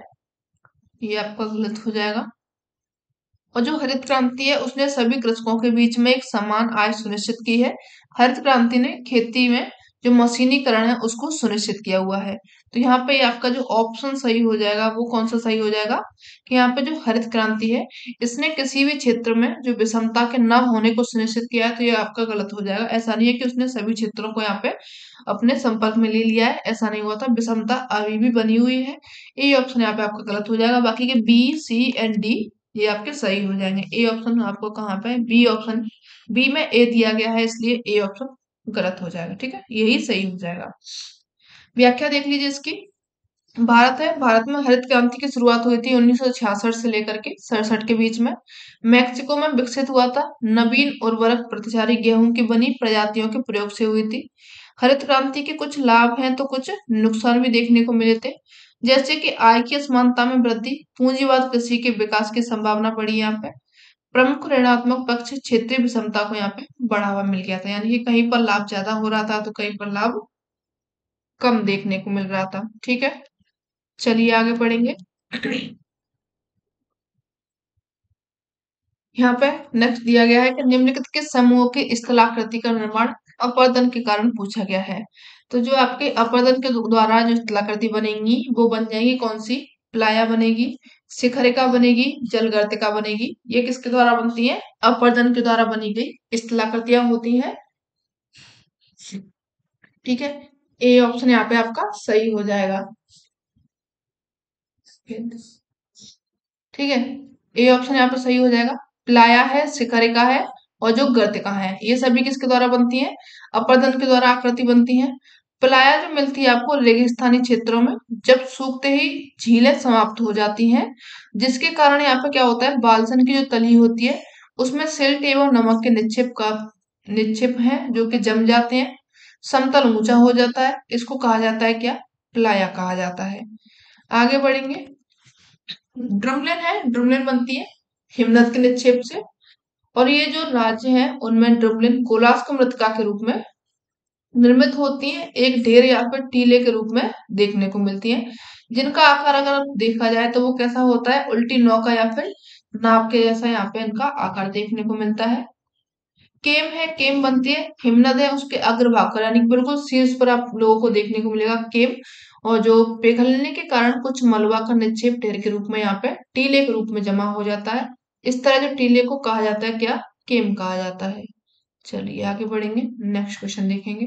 आप लोगों को ये डिटेल में पढ़ना है तो डिटेल में पढ़ने के लिए हमारा जो चैनल है कॉम्पिटिटिव क्लासेस उसको आप ज्वाइन कर सकते हैं, क्योंकि वहां पे अभी जो सेशन चल रहा है एनसीईआरटी का सेशन चल रहा है, कंप्लीट एनसीईआरटी आपको कराई जा रही है, तो उसको आप जा करके देख सकते हैं। ठीक है, इसको पढ़ना है, आप पैराग्राफ पढ़िए। जो उष्णकटिबंधीय चक्रवात है निम्न दाब प्रणाली के समीप में होते हैं। ठीक है, जो कि सामान्यतः 650 किलोमीटर के व्यास से आते हैं। उग्र हवाएं मूसलाधार वर्षा होती है, तड़ित झंझावत लेकर के आते हैं। सामान्यतः लगभग 10 किलोमीटर के व्यास के साथ में उनमें एक केंद्रीय क्षेत्र होता है, यानी कि द आई होता है यहाँ पे। इनको आई क्षेत्र कहा जाता है, चक्षु क्षेत्र इनको कहा जाता है, अपनी आंख वाला क्षेत्र इनको कहा जाता है, जहां पर हल्की हवा या फिर कमोबेश हल्के बादलों का आकाश होता है। यहाँ पे चक्रवात के विकास के लिए विभिन्न अवस्थाओं का पूरा होना आवश्यक होता है। प्रचुर नमी की पूर्ति होती है, उसका यहाँ पे होना आवश्यक होता है। नमी होनी चाहिए, इसके कारण चक्रवात का वितरण उन क्षेत्रों के निकट होता है जहां पर क्या होता है? उच्च सागरीय सतह पर तापमान पाया जाता है, यानी कि हाई टेम्परेचर पाया जाता है। जैसे ग्रीष्म के उत्तरार्ध में अगर आप चाहेंगे तो यहाँ पर उष्णकटिबंधीय महासागर है, इनका जो पश्चिम भाग है यहाँ पर तापमान मिलेगा कितना? 27 डिग्री सेंटीग्रेड मिलता है। यहाँ नमी वर्षा की प्रदान करने के लिए, आंधी के उत्पन्न के लिए आवश्यक गुप्त ऊष्मा होती है। उष्णकटिबंधीय चक्रवात है मुख्यतः भूमध्य रेखा के दोनों तरफ आते हैं, 5 डिग्री भूमध्य रेखा को छोड़ करके। ये रेखा कर्क रेखा के मध्य क्षेत्रों में अभिमुख होते हैं, क्योंकि जो भूमध्य रेखा के निकट में क्या होता है, जो कोरियोलिस बल होता है वो कैसा होता है? बिल्कुल शून्य होता है। शून्य हो गया।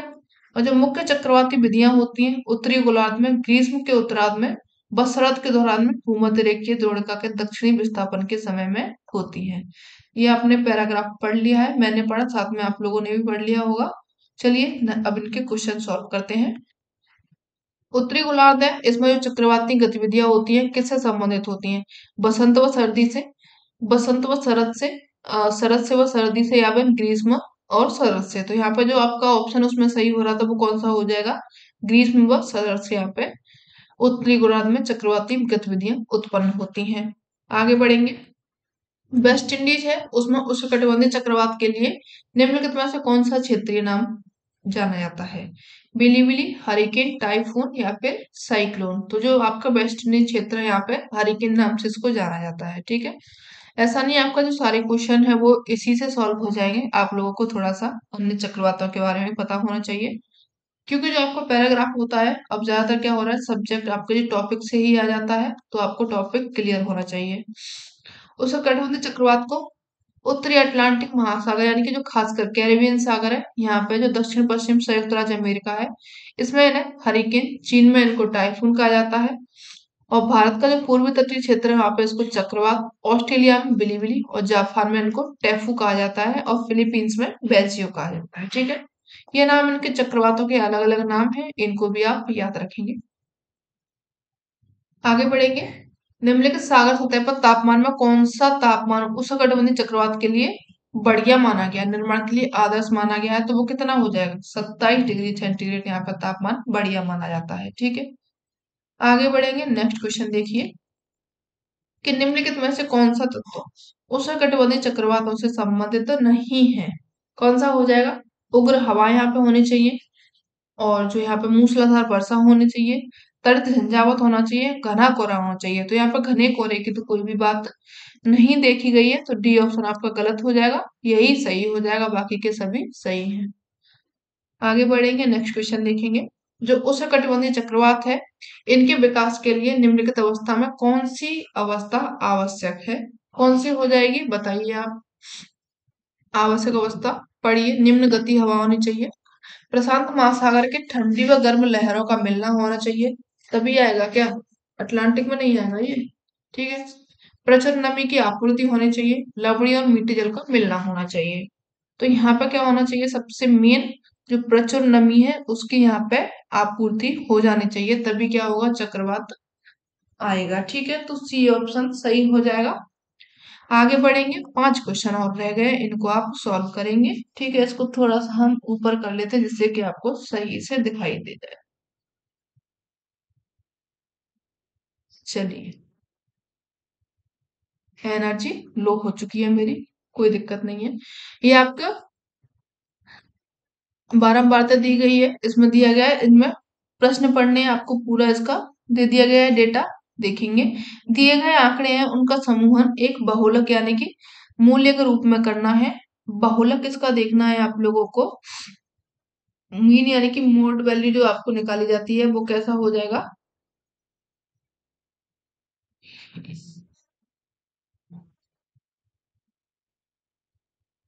बहुलक निकालने के लिए आप एक फॉर्मूला लिखेंगे यहाँ पे। यहाँ पे जो फॉर्मूला होता है एल बराबर जेड बराबर, यहाँ पे होता है जेड बराबर होता है बहुलक, जेड बराबर L plus F1 minus FO बटे 2F1,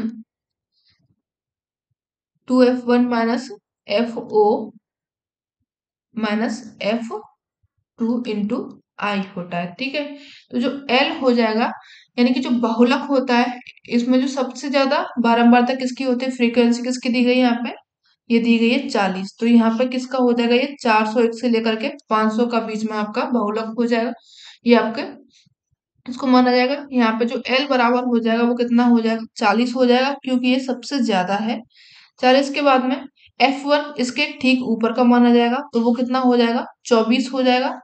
और F2 कौन सा हो जाएगा? जो इसके सबसे ठीक नीचे होगा, यानी कि F2 बराबर हो जाएगा यहाँ पे 16 हो जाएगा। और I बराबर 401 से 500 के बीच में कितना है? तो वो कितना हो जाएगा यहाँ पे? 401 से 500 के बीच में यहाँ पर 99 हो जाएगा। ठीक है, ये आपका आई बराबर हो जाएगा। इसको जब आप सॉल्व कर लेंगे, सॉरी यहाँ पे ये बहुलक पूछा गया है, यहाँ पे एक मिनट हाँ, इसको जब आप सॉल्व करेंगे तो सॉल्व करने पर आपका जो आंसर आ जाएगा 441 आएगा। यहाँ पे सिर्फ कुछ नहीं है, वैल्यू पुट करनी है कि एल वर बराबर यहाँ पे कितना हो जाएगा, 40 हो जाएगा। ठीक है, F1 की वैल्यू 24 रख लेंगे, FO की वैल्यू यहाँ पे निकालनी, FO की वैल्यू यहाँ पे कितनी हो जाएगी, 24 हो जाएगी। और जो आपका F1 हो जाएगा वो कितना हो जाएगा, 40 हो जाएगा। F2 16 हो जाएगा। और इसको आप सॉल्व करके और I बराबर 19, तो यहाँ पे कितना आंसर आ जाएगा, ये 40। इसको जब आप सॉल्व करेंगे, सॉल्व करने में काफी टाइम लगेगा। आप लोगों को जो वैल्यू है वो पुट करना बता दिया गया है, तो आप इसको सॉल्व कर लेंगे। सॉल्व करने के बाद में यहाँ पे जो आंसर आएगा आपका 441 आ जाएगा। डी ऑप्शन यहाँ पे सही हो जाएगा। ठीक है, चलिए नेक्स्ट क्वेश्चन इसमें दे गया है कि दिए गए जो आंकड़े समूह है 301 से लेकर के 400 के बीच का सापेक्षिक बारंबारता निकालनी है। तो सापेक्षिक बारंबारता निकालने के लिए आप एक फॉर्मूला याद रखेंगे। आरएफ आप लोगों को निकालना है, रिलेटिव फ्रीक्वेंसी निकालनी है। तो इसके लिए आपका जो फॉर्मूला होता है वो क्या होता है, उसको लिख लीजिए। आरएफ बराबर होता है जो क्लास फ्रीक्वेंसी होती है, आरएफ बराबर क्लास फ्रीक्वेंसी यानी कि सी एफ अपॉन जो आपकी सम ऑफ ऑल फ्रीक्वेंसी, यानी कि सभी जो फ्रीक्वेंसीज होती हैं उनका ऐड करना है। आप लोगों को समाकलन करना है, जोड़ना है। यानी कि जो सभी फ्रीक्वेंसी हो गई आपके, एक R F is equal to C F upon sum of all frequencies. तो इसको आप पुट कर लेंगे। चलिए वैल्यू इसकी पुट कर दें। क्लास फ्रीक्वेंसी कौन सी हो जाएगी, 301 से 401 के बीच में कौन सी है, यहाँ पे 24 दी गई है। तो क्लास फ्रीक्वेंसी यहाँ पे कर लेंगे 24। 24 के बाद में यहाँ पे पूछा गया है सम ऑफ ऑल फ्रीक्वेंसी, यानी कि इनको जब आप जोड़ेंगे, जोड़ करके जो आपका आंसर पूरा आएगा कितना आएगा, 125 आएगा। या आप जोड़िएगा बैठ करके। ठीक है, 125 हो गया। तो 24/125 करेंगे, इंटू यहाँ पे करने हैं 100। कितना करना है, यहाँ पे इंटू का करना है 100।